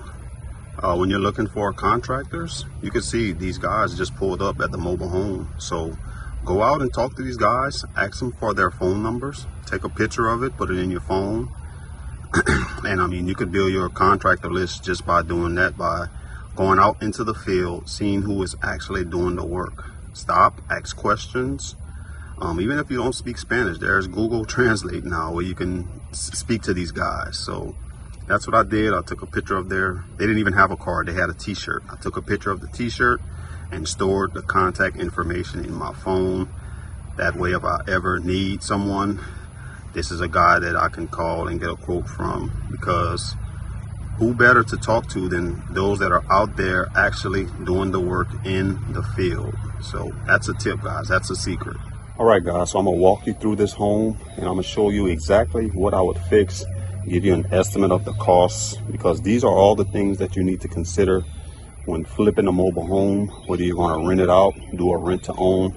This is what we prefer doing, rent to own. That way you don't have to fool with toilets, termites, trash, none of that fixing up.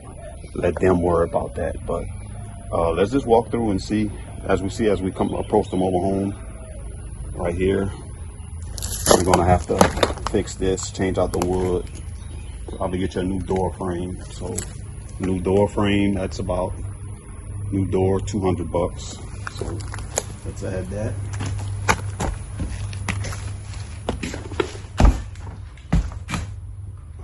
We'll just walk through, guys. You see the floor. You want to need new floor covering. So even if, a tip for you guys, if you want to add new floor covering, you can go with the vinyl planks. You can go with the roll vinyl flooring like this. They sell it at Home Depot. So your average mobile home, 16 by 80. I think that's around 1,400 square feet. I'm just saying, if you want to replace the floor in certain areas, you're looking at about, with the labor, probably about $2,000. So let's add that into the cost. New floors, about $2,000. If you can get it cheaper, that's even better. Let's look at the walls. You're gonna have to patch this up, paint it, and you can see here that this was a wallpaper on the before they painted over it. So a tip to help you when painting over like paneling or anything, prime it first, then you come with your paint. So that's the trick to paint over old paneling. A lot of these older mobile homes have paneling in it, and you can give it almost that sheetrock look. What you have to do is prime it first with the kilts, and I'll put the link in the description where you can get it, and then come with your paint, and you can get that new look. So let's add up paint. If we're gonna paint this whole home, you can add about another, with labor, you're looking at about $500 to $800. So you can factor that in. Another thing too, like we saw across the street, you're gonna need a dumpster, especially if the home is junked out. You're gonna get you a dumpster to clean all the junk up. And that will, average dumpster rental, you're looking at about $500 for 30 days or so. And you gotta factor in this too, guys. Who's gonna clean up the home? Will you do it when you get off of work or on weekends? You have to factor in that timeline. Who's gonna do the work, or you're gonna hire someone to clean it out? So you throw in another $250, $500 to hire a crew to clean out this home. So these are all important factors to remember. Let's look in the kitchen. As you see, there's a hole in the roof right here, so that's gonna have to be replaced. Sheetrock, then you're gonna have to patch it up at the top with new shingles, plywood. So just the work right here, it looks like a lot, guys, but it's really not. With labor and the supplies to fix this, this is probably $250 with labor to patch this. $250, $500 the most. So doesn't look bad, but you want to sell it as bad when you're negotiating with the sellers. The countertop, we're going to have to replace the whole countertop. You want new cabinets or resurface the cabinets. So let's just say we were just to do a countertop and new cabinets at the bottom, guys. That would run you, given an estimate of probably $1,500 with new countertops, backsplash. The floor in here looks pretty good. The vinyl still looks good. It's not tore up like in the living room. So that's pretty good. Again, it's a lot of junk, guys, so you're gonna have to clean that out, which shouldn't be a problem. Don't let that deter you. And I want to remind you too, when you want to sell this or you're trying to rent a mobile home, your most important areas to fix up is your kitchen and the bathrooms. You want to make sure those look nice, because the woman, if it's a family, the woman is going to make the decision as far as will they rent here or will they not. And a woman's favorite places in a home is her kitchen and her bathrooms. And you want to make the master bedroom look nice also, because that's where the parents are going to stay. That's who's spending the money. You want to make it look nice for them. So this is where you want to invest most of your money, in the master bedroom. So again, this just needs cleaning. See, the floors are still, needs to be cleaned up, but the floor is still in good shape. If we look at the bathroom, you don't want to walk all over this because there's some, you can see there's rat poop in here. But they have a new countertop, so that's still pretty good in decent shape.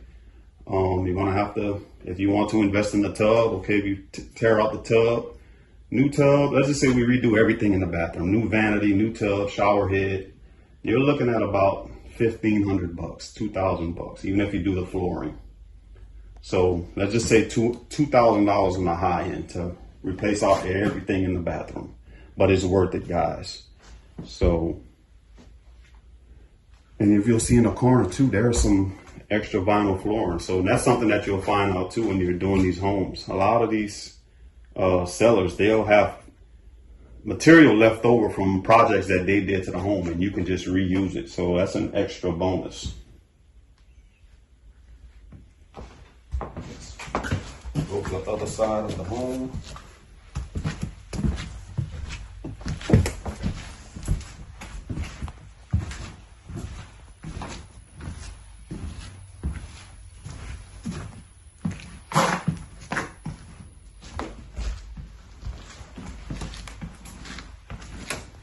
You look at the flooring right here. It looks pretty good. I mean, well, back here is going to have to be replaced. And like I said, they had some in the back in the master bedroom. And look right here, the sheetrock. You can patch this and paint it. So no big deal.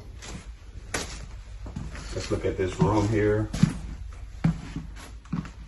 This room, you see you're going to need a new closet door. There's a hole in the door right here. You have to replace that or patch it. The flooring is still good. The vinyl is still good. Definitely needs some paint. So just in this room with the doors and the paint, it costs you about $500. Let's estimate $500 to repair this room.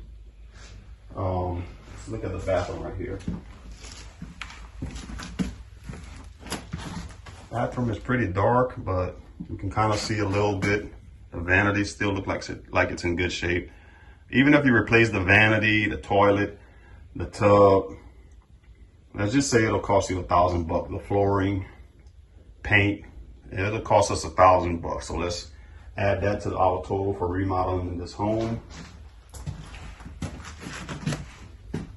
And if you see in the corner here, there's a crack from the settling, if we can see it.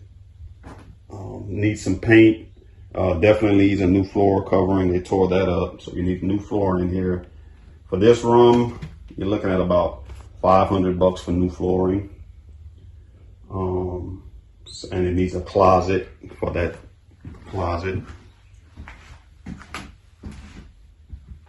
So overall, guys, this room would run you about, we can say about $800 with the door and the flooring, painting it, patching up the sheetrock in the ceiling. Want to get a view of this cracked ceiling again? So it's okay.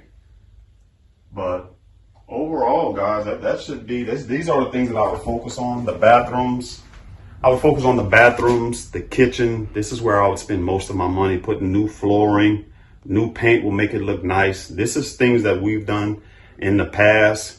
We've kind of advanced out of that stage. It has to be the perfect deal for us to do it. To do a remodel, it has to be location, like I stated earlier. I have to have a reliable handyman. It's just sad that these days a lot of people don't want to work. So it's just getting that reliable person. If you have a crew, I know investors that have their own crew and they make it work. So you can make a lot of money flipping these mobile homes, renting them out, doing rent to own. Or you can do like what I do now, find a deal and get rid of it as is, whether it's rent to own, let the buyer do all of the work.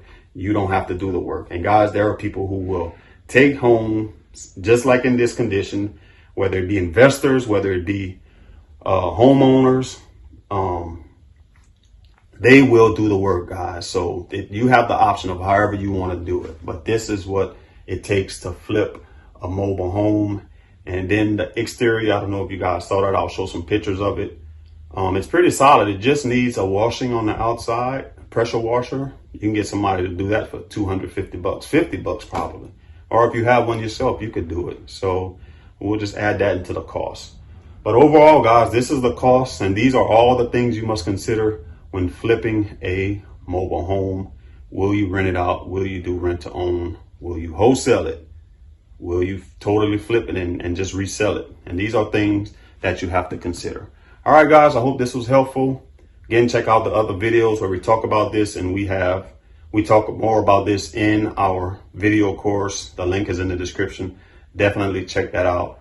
And I have links in the description to all the tools, supplies, and things that you would need when it comes to flipping a mobile home. So talk to you guys on the next video, okay? All right, I want to talk to you guys about prepping a mobile home to be moved. This home is going to be moved in the next couple of days.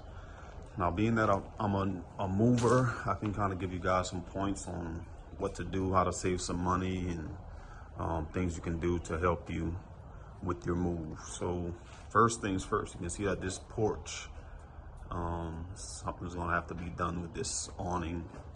So you see there's screws up here. You can't really see it, but these things are going to have to be unbolted so that nothing is attached to the home. So if you have a porch or anything, you're going to have to get that removed. Now, some movers will do it, but they may charge a little bit extra for it. You can see that it has a tongue, but it's not bolted. The thing that you need to worry about is if you have a tongue, you should hope that you have a tongue under your home, because if not, they'll have to come and bring one. Movers do rent them, but it'll have to be welded to the home if it's not the original hitch that goes to the home. And that can get a little bit pricey when you're dealing with a welder. So hopefully you'll have your hitch underneath the home. That's a good thing. The straps and everything, the movers are going to take care of that, the anchors. Skirting, some will do it, some won't. If you do it, again, it will save you some money. Some movers ask that you undo the skirting. That's something that I would require. Again, you see the bolts up here with the awning. That's going to have to be removed. Porch, that's going to have to be pushed to the side.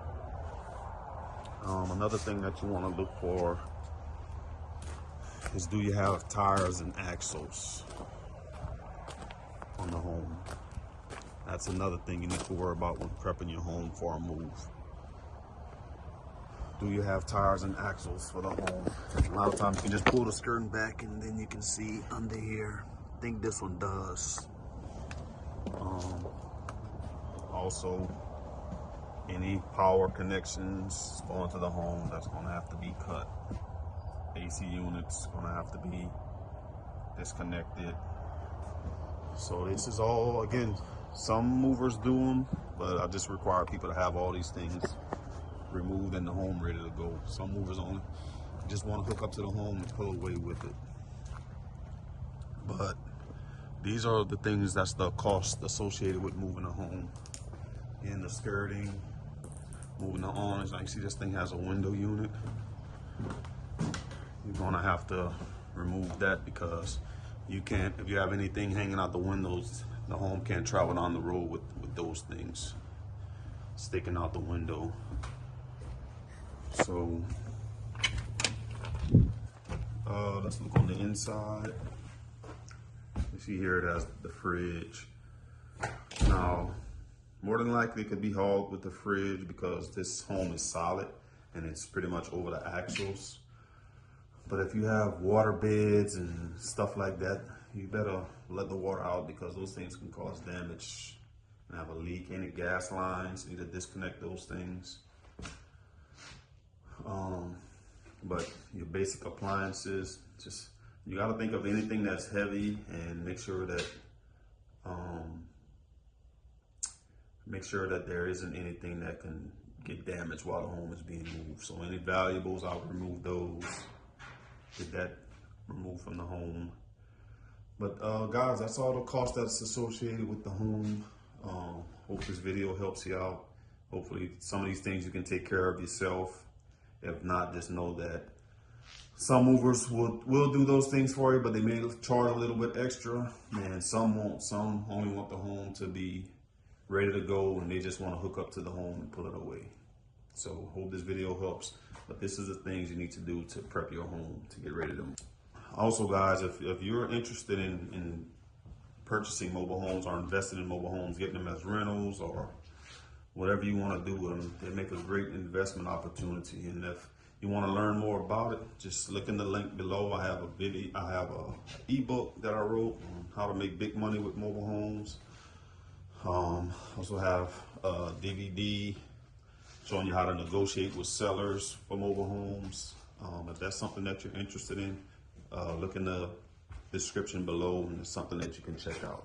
Thanks. Hey guys, I'm glad you can hop on and join me. I want to walk through a listing that I was searching for, just browsing my the local ads in my area, and I want to show you one of the top mistakes that investors make, especially mobile home investors make with mobile homes. And I thought that this example was the perfect home to show you guys. So you're probably thinking, Glenn, this home looks really nice. What's the problem with it? Well, I'm gonna show you. Let's flip through these pictures first. So you see they redid the floors, new cabinets. It looked like they gutted this thing out and just redid the whole home. So look at this countertop, new appliances, black appliances. Like I said, look like they put laminate flooring down, new paint,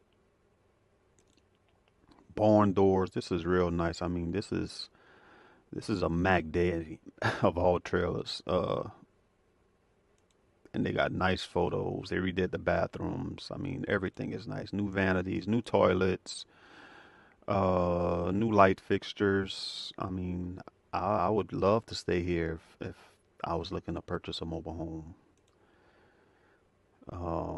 They have it look like it's staged. Look like they staged it real nice. New ceiling fans. So yeah, I know you're thinking, what's the mistake that they made? So I'm about to show you guys. This is one of the first mistakes that they made. Look at this home. This home is, as you can see, it's an older home. I'm guessing this is a late 80s model or early 90s. Second, it's set up in a park. So these are two mistakes that they've made so far. The park deal is not so much of an issue, but another picture. But let's look at this ad. Let's get into the ad. This is on Craigslist in my area. Look right here. $32,000 for 80s model mobile home. Let me tell you something, guys. In this price range for the year that the home is, I would say it's nearly impossible to command $32,000 for this home. Let me run through an exercise right quick. We saw all the pictures, and this, you see, they're having a hard time. And how I know that it's hard to sell this home, because look how long it's been on Craigslist. Guys, in my area, mobile home, people are looking for homes left and right.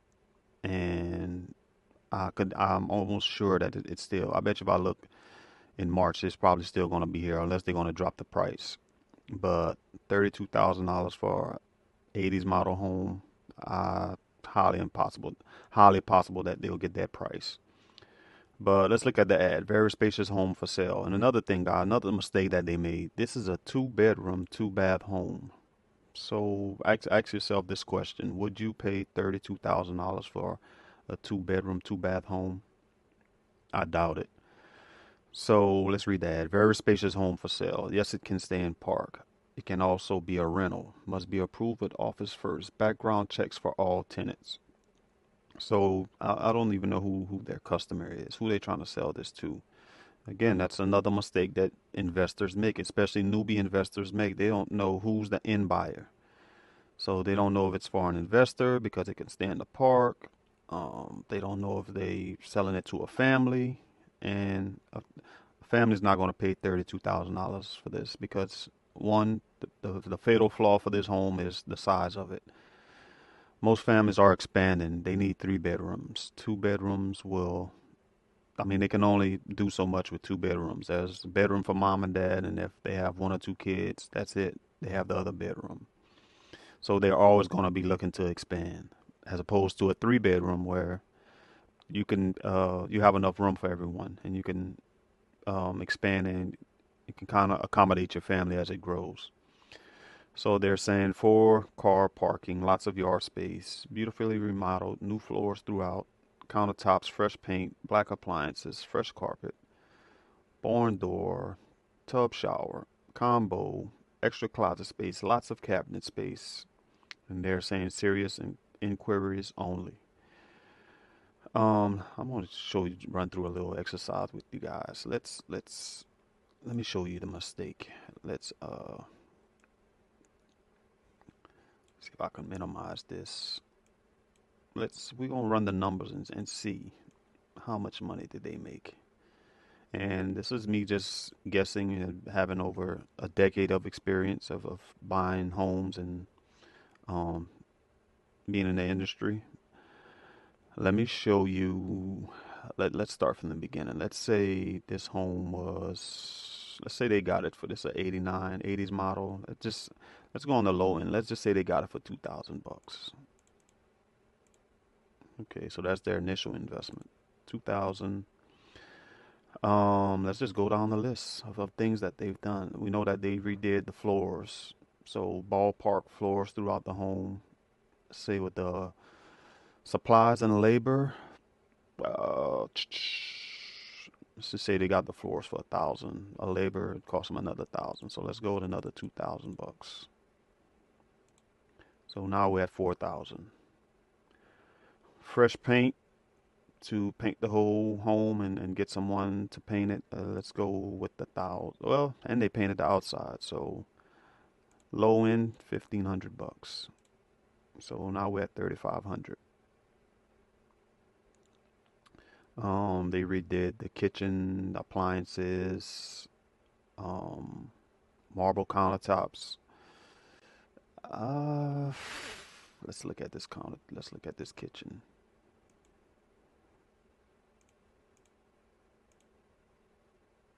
On this kitchen with the appliances and everything,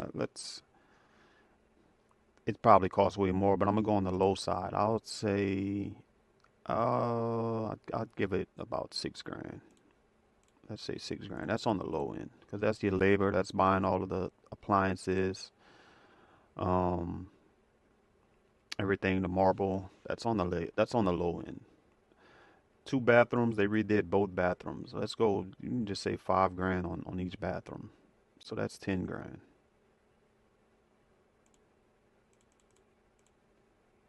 That's just the normal industry standards on bathroom. Even though this is a mobile home, you're looking at the tub, the labor, and I mean they have nice appliances in here. So 5,000 may be pretty low. So right now we're at 12,000. Um, Carpet. They also have carpet in the bedrooms. They did that barn door. Let's go with the carpets first. Carpets 2 bedroom in both bedrooms. Let's just say uh, with the labor, let's just give it another 2,000. And guys, I'm going on the low end on a lot of these. It may be way more. Um, so we were supposed to be at 12. We were supposed to be at 14,000. Let's go back. We're at 14,000 right now. We got the appliances, all of the doors. Did they do new cabinets? They probably painted those. Um, let's just give it another 5 grand with the miscellaneous stuff. And again, guys, this is on the low end. So we're at about 19 grand. That's not counting lot fees and deposits and everything else, guys. So right now they're at 19 grand, and I'm pretty sure it's really and truly they may be in the 20s. So they bought in 2 bedroom, too bad. First big mistake. And well, the first big mistake that they made is deciding to remodel this thing and make it into a brand new mobile home. Uh, Second mistake, they bought an older home. The good thing about the home, which I applaud them for, is that it could stay in the park. But um, it's an older home. The size of it, 2 bedrooms, 2 bath, and they gutted and redid the whole home. And now they're asking a price that really you can go buy a newer home for. They're in that price range. See, when you're in these price ranges, you're kind of dealing with the dealerships with their used inventory, or people, just different people who have nicer homes, newer homes that are asking around this price range or even lower.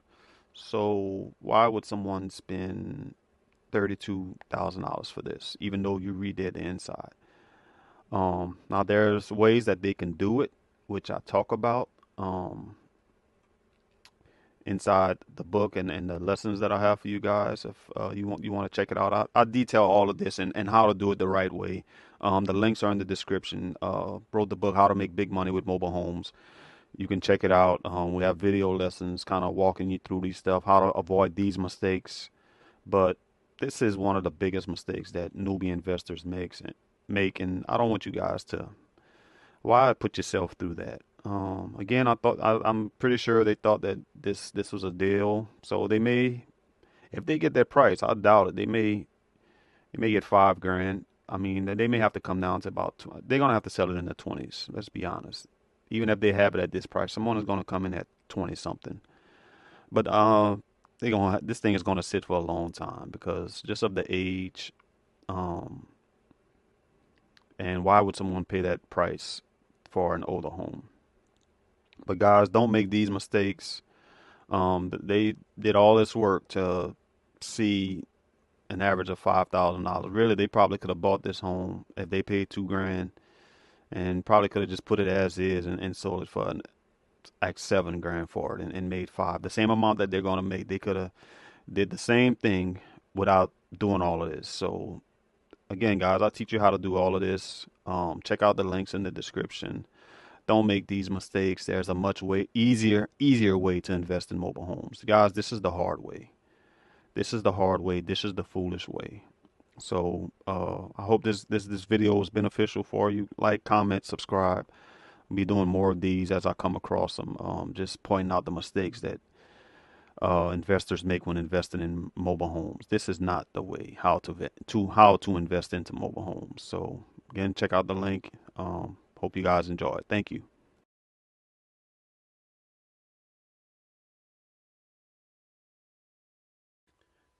Hey guys, welcome back to the channel. Mobile Home Investing Secrets. Mobile Home Investing Secrets. And I just want to talk to you guys today about mobile home investing, about how you guys have to look at things differently. You have to look at mobile home investing differently than traditional real estate investing. Why is that? Because, guys, I get a lot of emails or a lot of comments under the videos saying, in my area, mobile homes are going for 200,000, 100,000, 150,000, or 80,000. I don't see how can I get deals at the prices that you're getting these deals, Glenn. So I want to walk you guys through a deal that I did a while back, and I just want to share with you how you can't look at things as you do when it comes to traditional real estate investing. So let's do this right quick. A lot of you are saying, I can't find these deals for 200. I mean, I can't find these cheap deals. Many of you think that your area is unique, that homes are priced out of your range in your area. Well, guys, I'm in Louisiana. Let's look at what Louisiana homes are going for. Look at this. 185,000, 180,000, 58,000, 100,000, 104,000, 125,000, 110,000. I mean, look at this, guys. So you are not unique in your area. My area has the same prices as your area does. So don't feel like, Glenn, I'm priced out of mobile home investing. Guys, you have to look at things differently. And I want to talk to you today about wholesaling, how you can get deals without putting up any of your money. You just have to put in the hustle. You have to change your lens. You have to look at things differently. So let's get back to these pictures. Let's get back to this mobile home. So let's talk about this deal, guys. This is a wholesale deal. And let me tell you a quick background about this home. I mean, look at it. It has vinyl siding. It's real nice. And guys, homes like these are in your area. The seller, he reached out to me, wanted to just get this off of his property. As you can see here, this is a nice brick home. So this home was located in a nice area. And what a lot of you guys don't realize is that there are tons of homes like this in your area that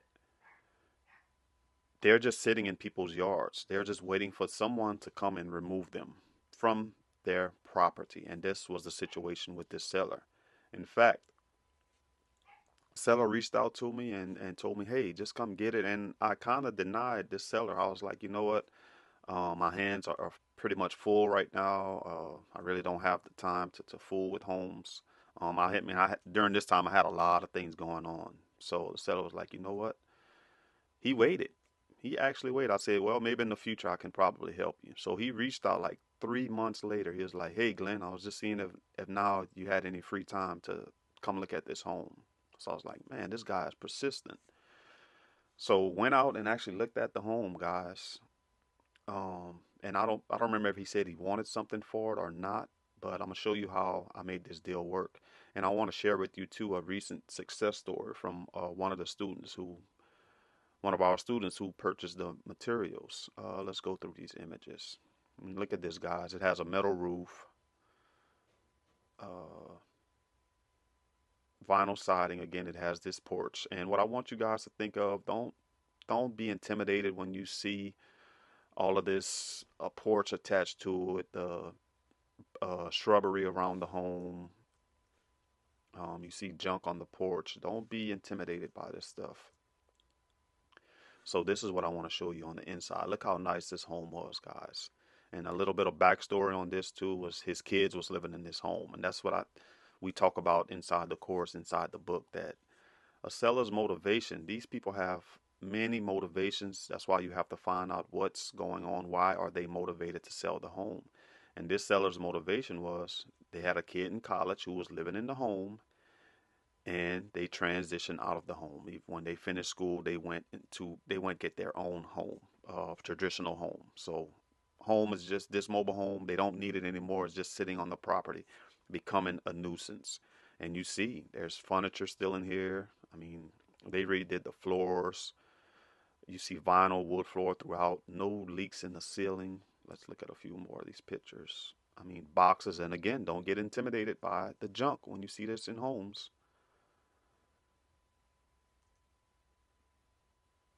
Again, books, boxes, but look at these cabinets. Look how nice this was. It comes with the stove. Look at the vinyl flooring within the rooms. No leaks anywhere. I'm just flipping through these pictures, guys. Again, do not get intimidated by the junk. You like it when you see junk. That's something that you have to realize. When you see junk, that's extra bargaining power that's in your pocket. So you love to see junk, because I want to share something with you too, that when we do these deals, guys, we don't touch anything. How you see this home laid out with all the junk in it, that's how we got rid of the home. So that's what makes us different from, excuse me, a lot of coaches that are on YouTube or that you see flipping these mobile homes or trying to wholesale homes. We do minimal, if any, work to these homes. We get rid of them just like we got them. Only thing we had to do with this home was we did sweep to make it look nice a little bit. But what's sweeping? That took us 15, 20 minutes the most. So let's keep looking at these pictures.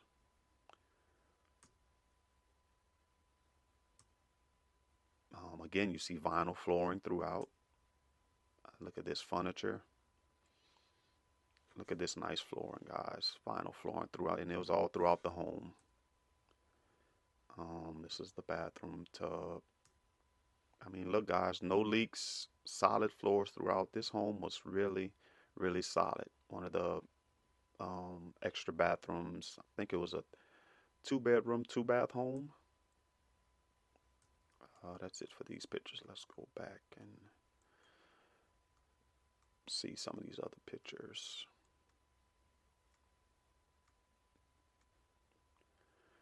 Yep, you see the porch, you see it, metal roof, things like that. Man just wanted the home removed off of the property. You see this porch, not a problem. This is nothing to get intimidated by, guys. I think this home was a 98.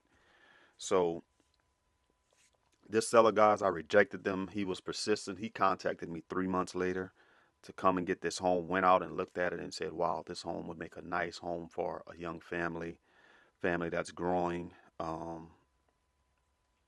So we already knew that we can wholesale this deal, that we, from our buyers, the buyers list that we had, we knew that we had people that would be interested in this home. So, guys, this is what we did. We wholesaled the deal, didn't put up any of our money. We got sellers, a buyer, to get rid of the trash that was inside the home. They removed the porch. They moved the home. We didn't lift a finger besides sweeping, guys. And that's how you have to look at it. That you don't have to do any of this work. There are buyers out there who will take care of all of this. They are just searching for a home because you guys know it.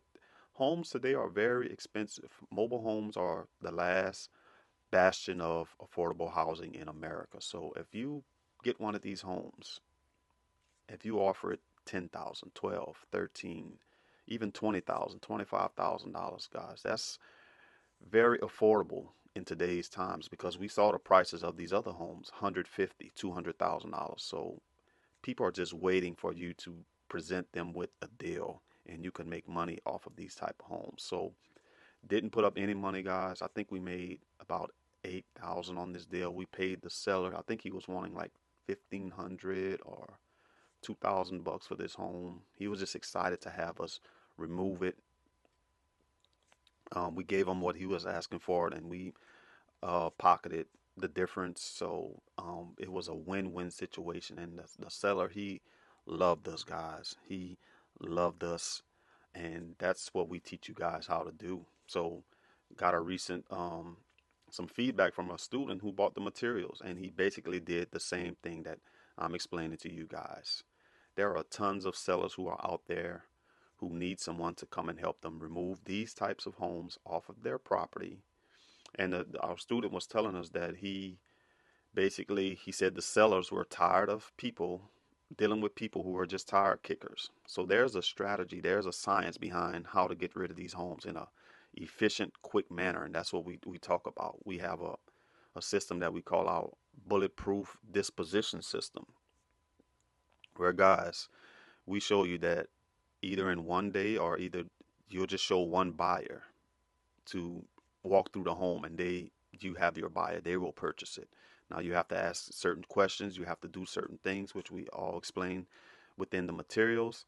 And the student was saying that he followed everything that we laid out. In fact, he said, this is his words, guys. He said, I finally got up my own way and followed the steps and got my first wholesale deal.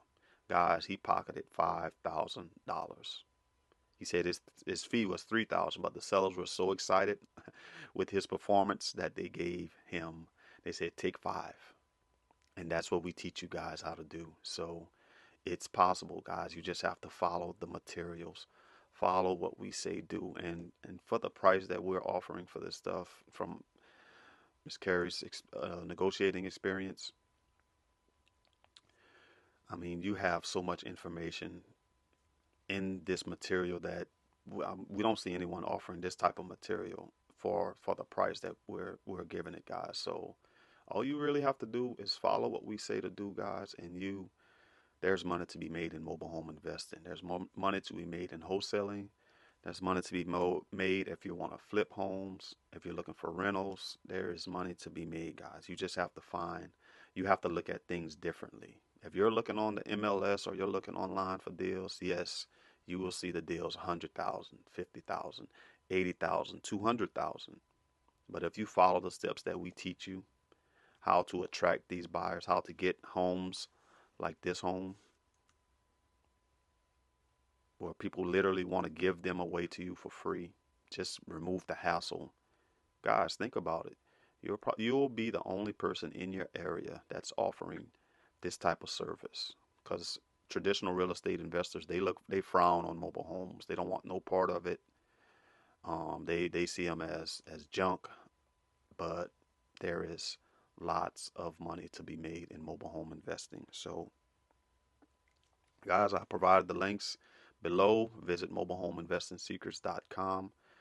If you're looking for mentorship, if you're a visual learner, if you can pick up stuff from reading, we provide different ways for you to learn our secrets. So definitely check it out. And I hope this video was informative to you guys. All right, I'll talk to you on the next video. Bye bye.